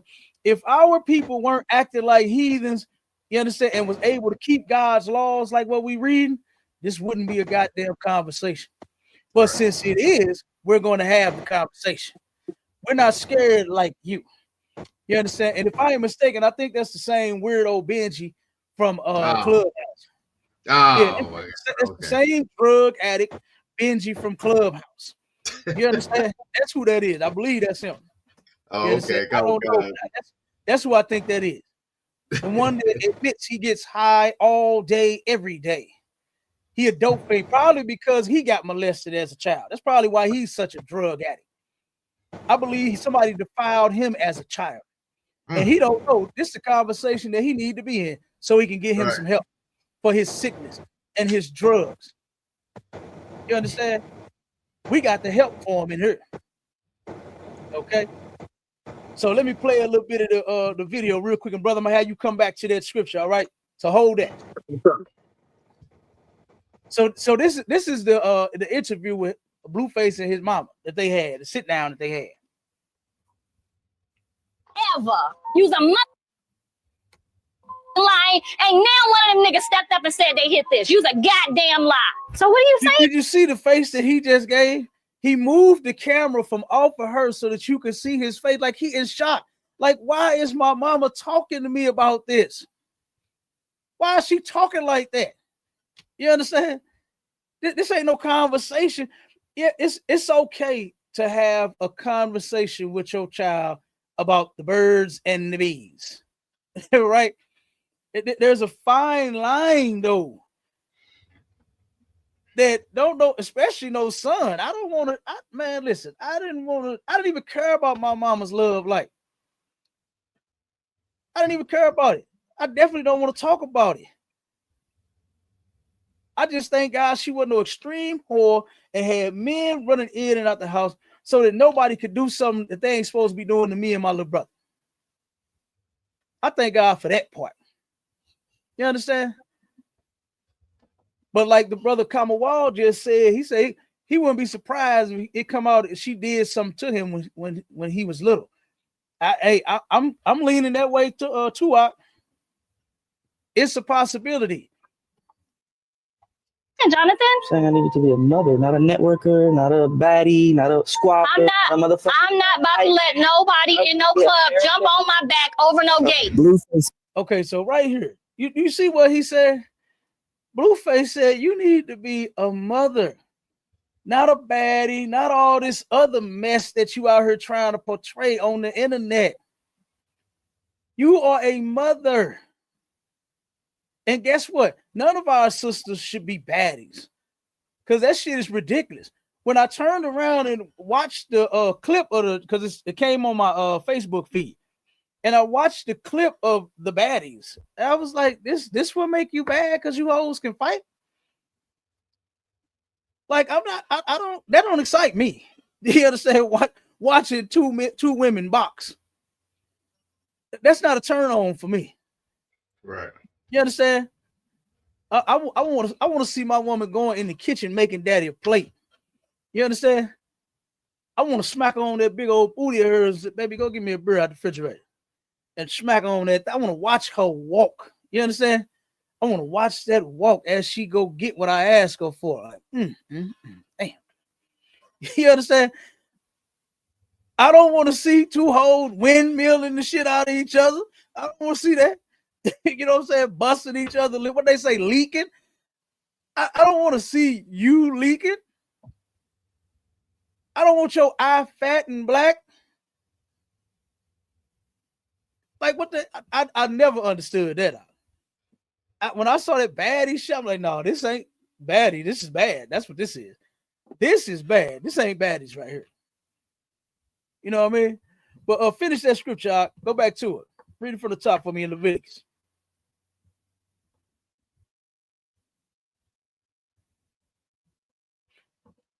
Take your mic off mute. You're on mute, brother. You're on mute. It's all right. No sweat. Talakia. Ain't no sweat. Leviticus chapter 18, verse 6. None of you shall approach to any that is near of kin to him to uncover their nakedness. All right. Keep going. I am the Most High. Damn right. All right. Now read verse 7. Now I start breaking down the near kin that you're not supposed to be touching in such a way. Go ahead. Come. Leviticus chapter 18, verse 7. The nakedness of thy father. So your father, wait a minute. I think it's one more line. Read it. Or the nakedness of thy mother. Okay, so your father or your mother, you are not supposed to get turned on by them. You are not supposed to approach them and see their nakedness. This is talking about their naked body. To have sex with them. You are not supposed to see that. You are not supposed to see them naked at all, period. They're supposed to have on clothes anytime you run into your mama or your daddy. Any brother or any sister that you see, you understand? You're not supposed to see their nakedness. Of course, if it's your wife or your husband, then that nakedness, that's for y'all. Y'all nakedness is for each other because you are husband and wife. You two have become one. So you can very well see your husband or your wife's nakedness. But your brother or your sisters, your father or your mother, no. Keep reading. Come. She is thy slakia. Shalt thou not uncover. She is thy mother. That's your mama, for Christ's sake. Ain't that what they like to say out there, Hakim? Okay. She's your mother for Christ's sake. It's your father for Christ's sake. But why don't, for Christ's sake, you stop looking at her? Go ahead. Thou shalt not uncover her nakedness. Keep going. That's it on that. Verse 8. Verse 8. The nakedness of thy father's wife shalt thou not uncover. You're not even supposed to be looking at your stepmama. Right? You're not even supposed to be looking at her to uncover her nakedness. Keep going. It is thy father's nakedness. That woman belongs to him. You ain't supposed to be seeing what she working with. Keep going. The nakedness, verse 9. The nakedness of thy sister. The daughter of thy father. Or daughter of thy mother. Whether she be born at home or born abroad. Even their nakedness thou shalt not uncover. So your sister, no matter whether she on your mother's side or your father's side. That's your sister, for Christ's sake. Why are you looking at your sister? You used to protect her from little boys on the playground and at school. Why in the hell would you defile her? That's disgusting and that's shameful and that's sick. You understand? That's sick, man. Keep going. Verse 10. The nakedness of thy son's daughter, Mm-hmm. or of thy daughter's daughter, Mm-hmm. even their nakedness thou shalt not uncover. So when it's saying your son's daughter or your daughter's daughter, this is talking about your grandkids, right? Don't uncover their nakedness. Don't you be a nasty ass granny and try to defile the goddamn grandbabies. Don't do it. The Lord got all T's crossed and all I's dotted. You understand? To where this should never take place in the Black, Hispanic, and Native Indian community. We should never do this to our children, man. We should never turn around and look at our son and have this complex to where you can't keep a man so bad. The only man you could turn to is your damn son. Learn how to keep a man.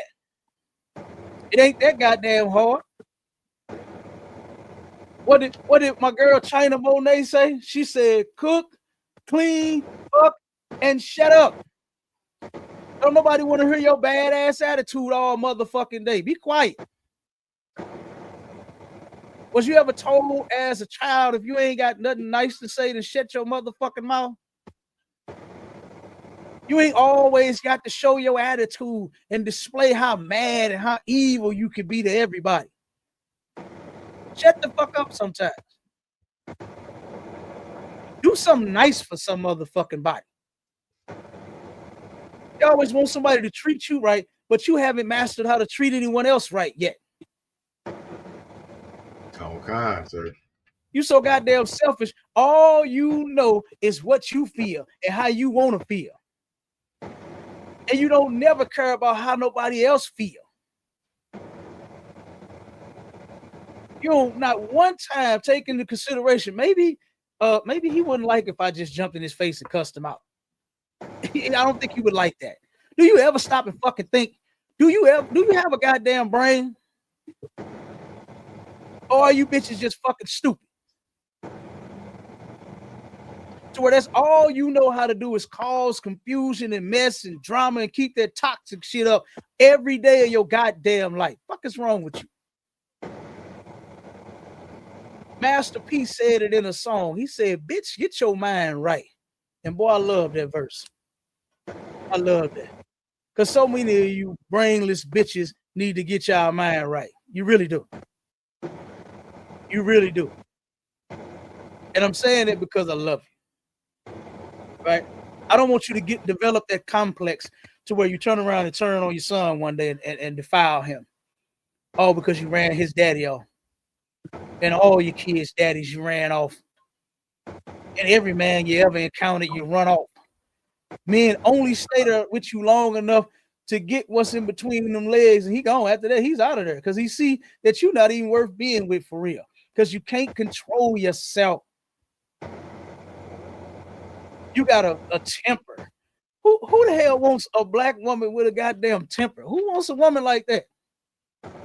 You got a motherfucking temper. Who cares about your temper? Put your temper back in your purse and cool that motherfucker off.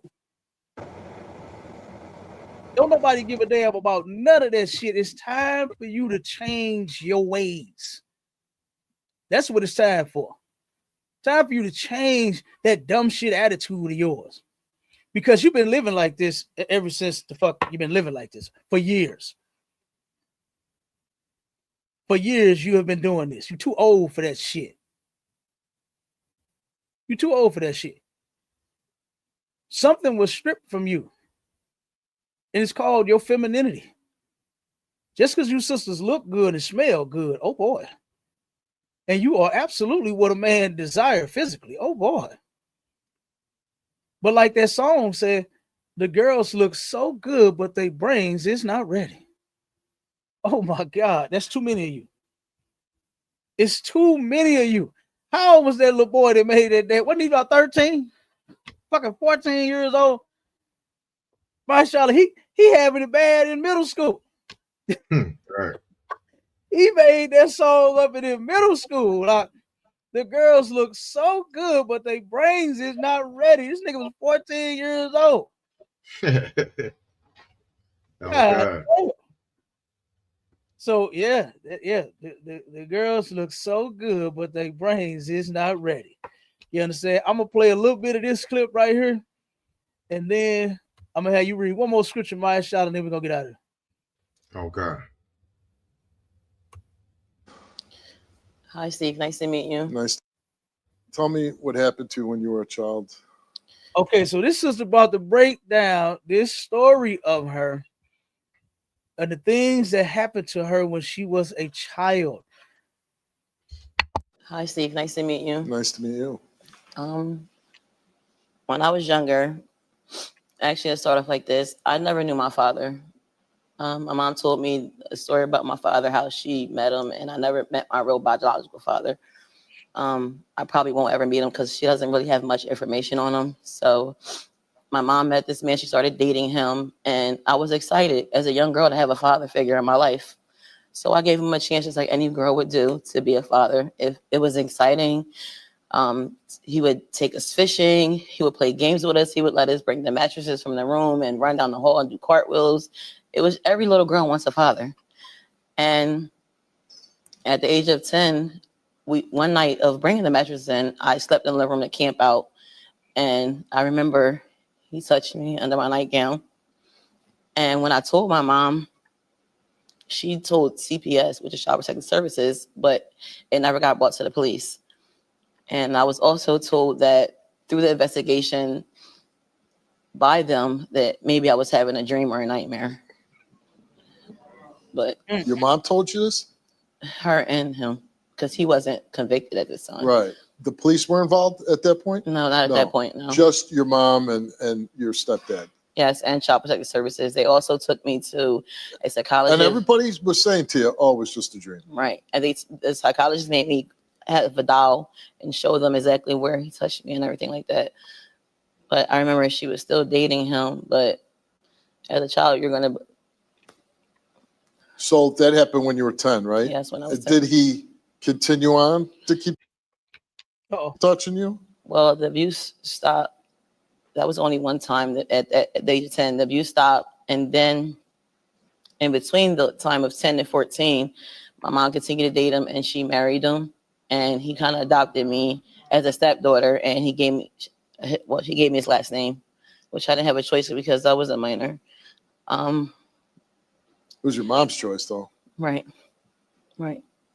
And then one day when I was 14, I came home from school. I was a freshman early. On a sick day, we were playing Scrabble. He was home. We were playing Scrabble. And somehow, I don't remember how it got to this, but he held me down and he raped me. He put all his weight on top of me and he raped me. MashaAllah, can you see the hurt all over this sister face, man? She has never gotten over this, man. She is an adult. And do you know how many victims don't get over this? You can see that this is traumatized as if it's happening all over again. Look at her face. Look at how traumatized she is. And I want to skip to the mother coming out real quick. Let me see if I can get the mama coming out. Cause this was terrible how this mother ended up acting to this story here. You can see she crying all over the place. This shit is killing her. And this is how her mother responded. Let me find that marker where her mama came out. This was insane. And this is how a lot of these look at how in shock she still is. Look at that face. That sister's still in shock about what happened to her when she was 10, man. She well over 30. All right. Now here go to mama. This is where she came. Hold on.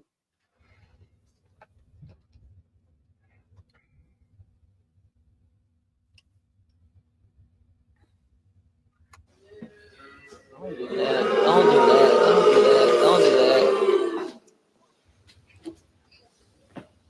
Only thing I want to say, I am the mom. I'm the mom. You're booing, but you don't know the story. You weren't there. Salima, I love you. I made a horrible mistake. I didn't know. It may not seem like, it may not, when I say I didn't know, it may seem like I'm lying. I don't know, but I didn't know. He abused me. He tried to kill me twice. I was under. Now, first off, you are not the victim here. If you were being abused in some sort of way, you should have handled that. But this was about your 10-year-old child, right? And here you are making excuses talking about he abused you. None of that matters right now, right? And it definitely didn't matter when this little girl was 10 years old. You are supposed to be protecting your child. And this is why I do not understand why our sisters, they just cannot stay with the father of their child for nothing to save their life. But then they get with a goddamn man and the man end up molesting their children. Like, I know so many people that have gone through that. I grew up with a bunch of them that had gone through that. A lot of brothers and sisters that have gone through that, to where these stepfathers, your mama couldn't stay with your daddy all because your daddy was drunk, he was alcoholic, or he was crackhead, or whatever excuse she made. You laid down with the goddamn crackhead. You made the baby with the crackhead. He wasn't too damn drunk. He got up in there and y'all made a baby. So now you just had to leave him. And in this search for a good man, you found you one. So you thought. And this good man, the whole time, this girl say they playing a damn game, playing Yahtzee. And this man ended up raping this baby when she was 10 years old. And the first thing you can come out, I love you, but he was beating me. It don't matter what you're going through. You are supposed to be protecting your children. Stop getting with these sick bastards. A lot of those men out there in the world, that's what you're going to end up getting with. A sicko.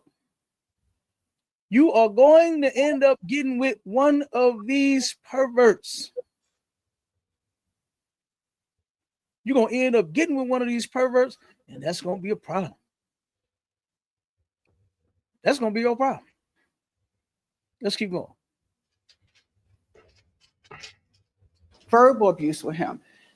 Only reason this was all his idea, to be doing things and bringing you there. I just wanted the truth from him.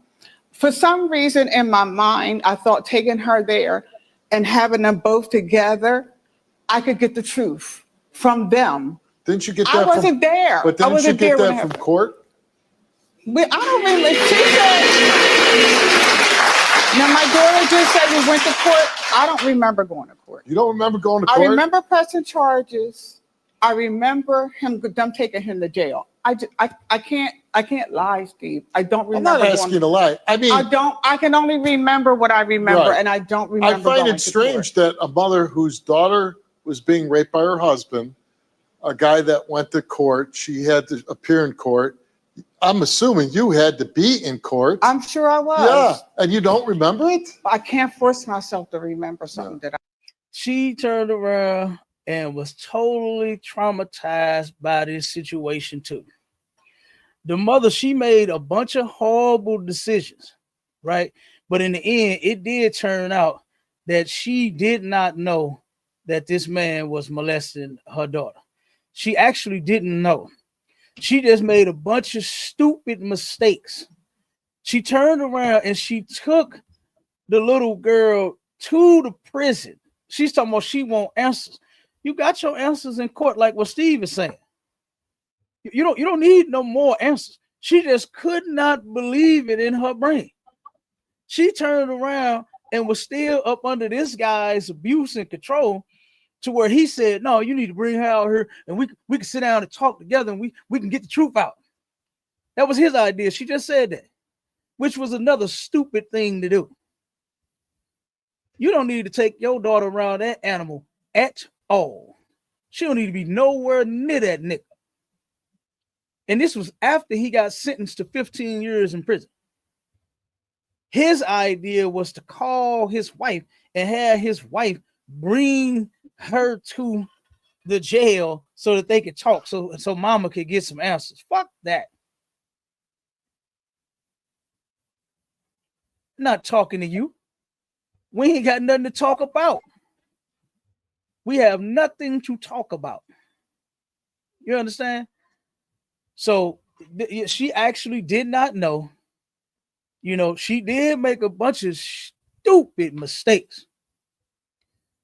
And this is why the Lord said, when you decide on getting in a relationship, you stay in that relationship. Stop getting with a man and thinking he's just the worst in the world, all because he had another woman. I'm pretty sure that's what it was. And because you so Christian-y in your brain, you say, oh, nope, man, I'm supposed to have one woman. You believe in that lie that the white man gave you in that Christian church, saying that a man can only have one woman. That is a lie. That's a lie. But here you go, you with several different men.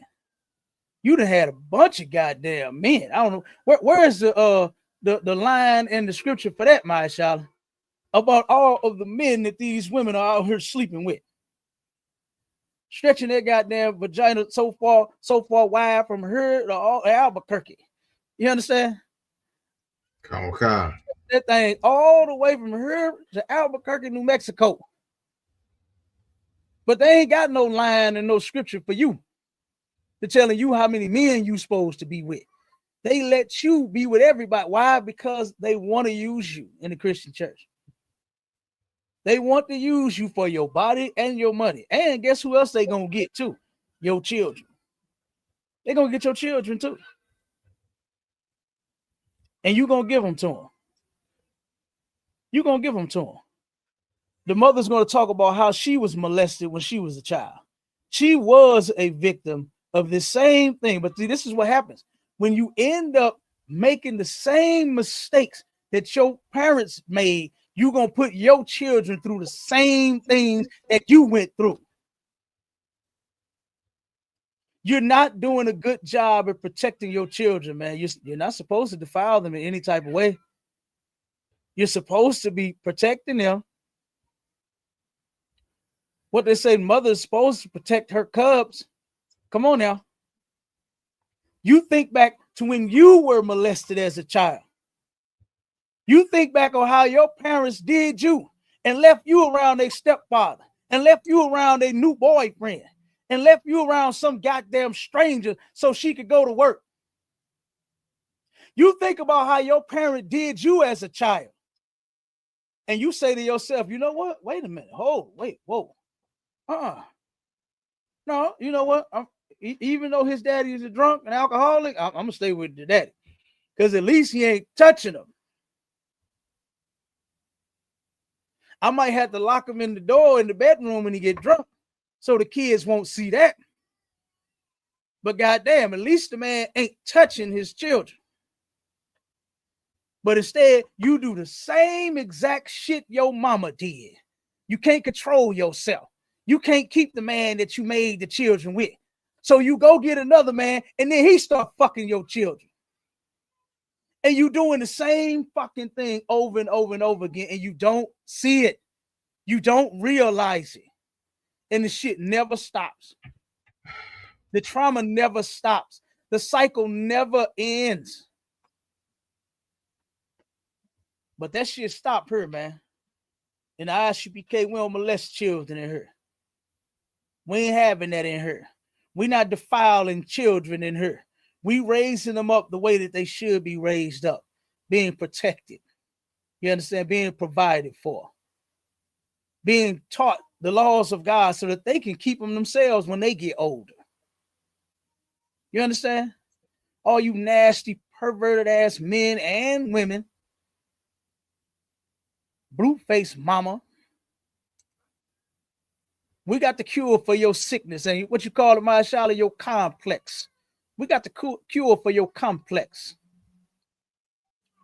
to where you won't defile your children, man. You won't defile them with drugs. That sister that turned around and had their fentanyl, she had a hotel high as a fool. And she passed out and the baby got a hold to the fentanyl and the baby's dead. You won't be defiling your children with drugs. You know why? Because you're going to keep your children safe from drugs because you'll never get high yourself. That one video we played a while back, mashallah, when the kids had turned around and got hold to the mama's damn edibles. Eating that goddamn shit as if it's candy. And the mama, dumbass, this dumb bitch, recorded the children sitting there vomiting and throwing up and sick. When soon as one of your friends called DFS on you, you're going to jail. You're going to jail. Like I said, some of you parents shouldn't be parents at all. We should take some of you and cut out your parts where you can't make children at all. Because you don't deserve children. You don't even deserve to be around any children. You can't keep your nasty, sick hands off of kids. Doing this to a 10-year-old little girl, defiling her in such a way. It's ridiculous, man. But look, we passed the time. You understand? The water to everybody, all our brothers and sisters for tuning in, man. I appreciate you rocking with us. My right hand man, Officer Mashallah, you understand? Always in the building with me. You understand? The water to you, brother. You understand? God, sir.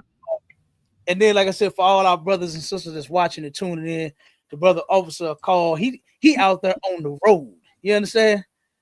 This brother is on the road, but is still trying to find ways on how he can do the work of the Lord. You understand? So he turned around and dropped by and came on our show. You understand? So the water to him. You understand? Like I said, man, we got to turn around and stop defiling our children, man. Look at what we're raising. We're raising them to be monsters just like yourself. You are a goddamn monster, and you're going to raise your kids to be one. So we got to turn this around. And it absolutely can happen. Mashallah, give me Romans 12, verse 1 and 2.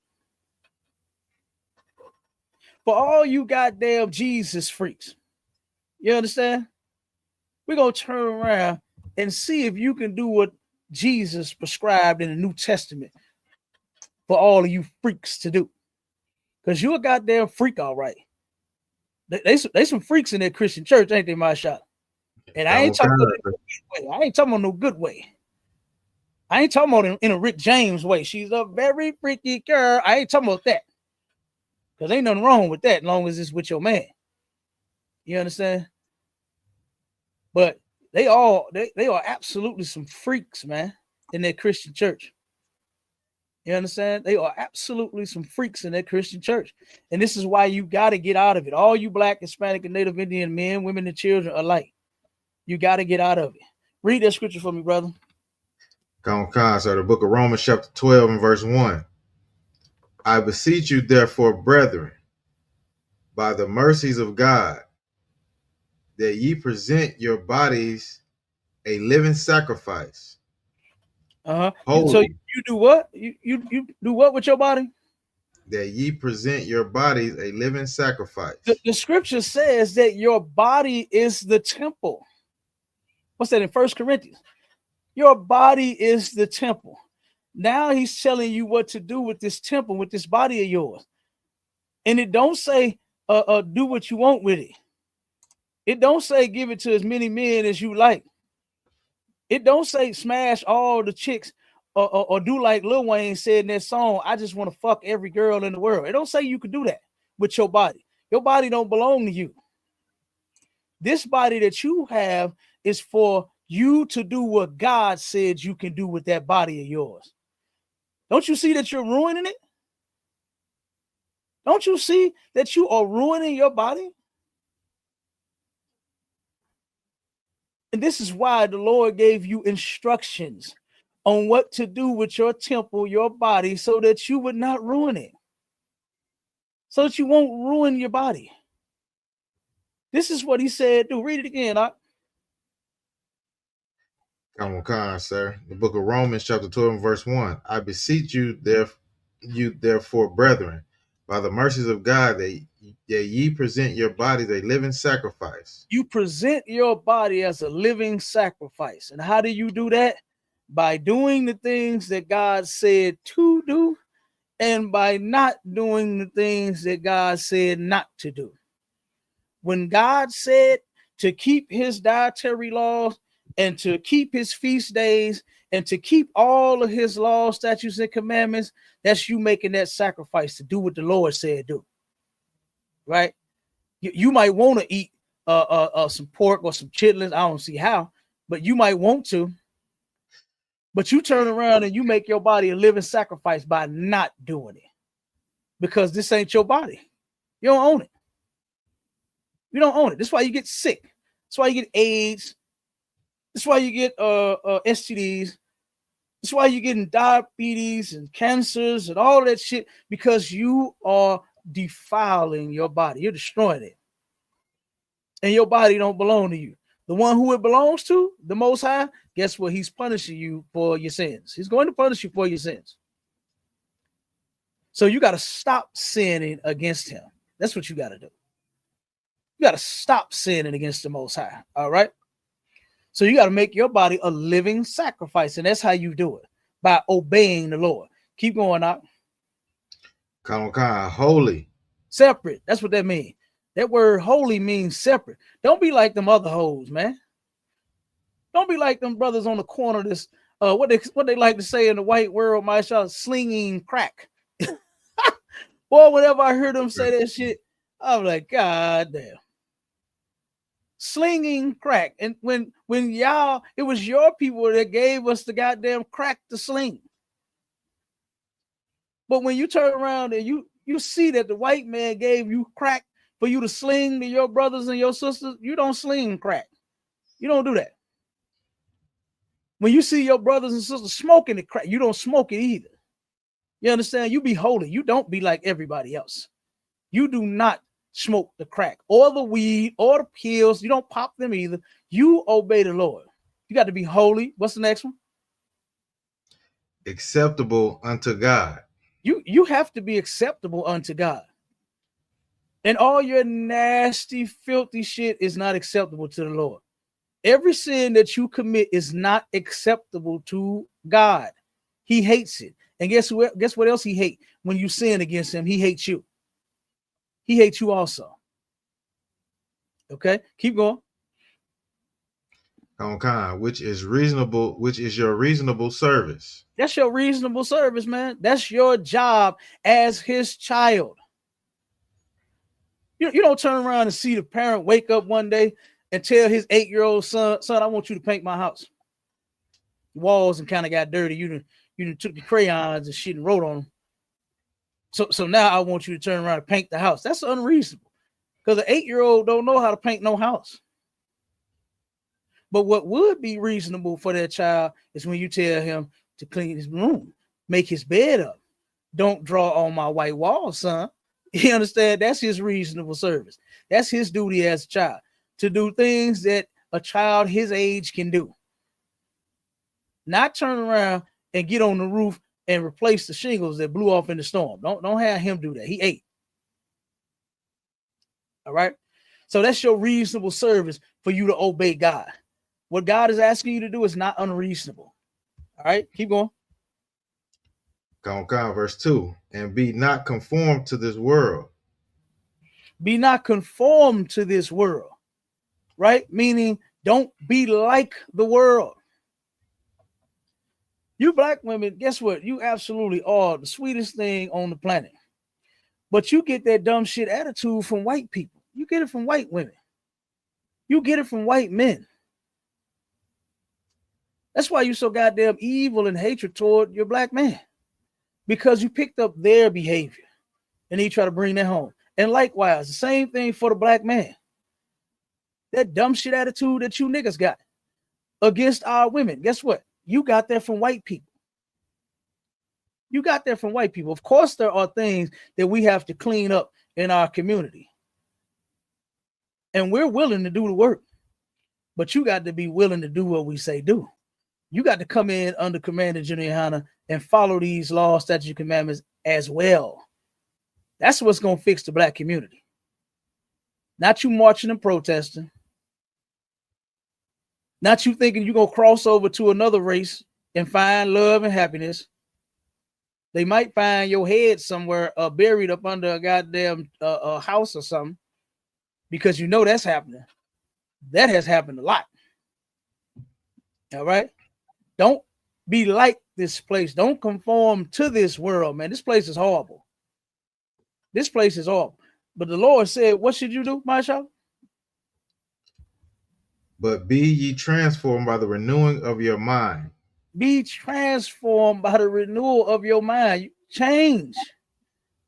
You got to change your mind. You got to get this right up here. All that talk about your heart. I got a good heart. No, you don't. You're a terrible individual. Because this ain't where your heart at. You understand? This heart right here ain't got nothing to do with what the Bible was talking about. You got to change your mind. You got to get your mind right. You understand? You got to be ye transformed by the renewal of your mind. You got to get this thing right, man. This is what's got you being all evil and stupid and nasty and breaking God's laws. This right here, not that thing in your chest, because you gave a homeless man $5. And oh, I got a good heart, man. I saw that brother, and he needed some food. That's fine. That's a good thing you did. Nothing wrong with that. But this is what you need to fix. You good at giving the homeless $5 when you see them when they ask you for a meal. But you're not good at keeping God's laws, statutes, and commandments. You understand? And that's where you need to change at. And with that, I'm off of it. I'm done. The water, brother, I appreciate you for dealing with your captain, putting up with your captain for all this time. You understand? Oh, God, sir. So you want to close out? Lie, sir. You pretty much wrapped everything up out of one. The water warrior. I see. And look at Israel. Make sure y'all tune in to the next one. Go to ISUPK.com. Get in them classes. Pay y'all tithes. Be looking for the Passover. Ooh, back down in Texas. You understand? And we're going to do it big again down there in Texas. Oh, boy. You understand? Cap Yachty, I wonder what he got in store for us this year. You understand? Well, next year. This year, not this year. 2025 is gone. Right. It's over with. In a few days, it'll be 26. And that's something else that you black people better not celebrate either. It's New Year's. You better not celebrate that shit either. All right? Because we got one for New Year's too. And with that, we go on Israel Shalom. Shalom Israel.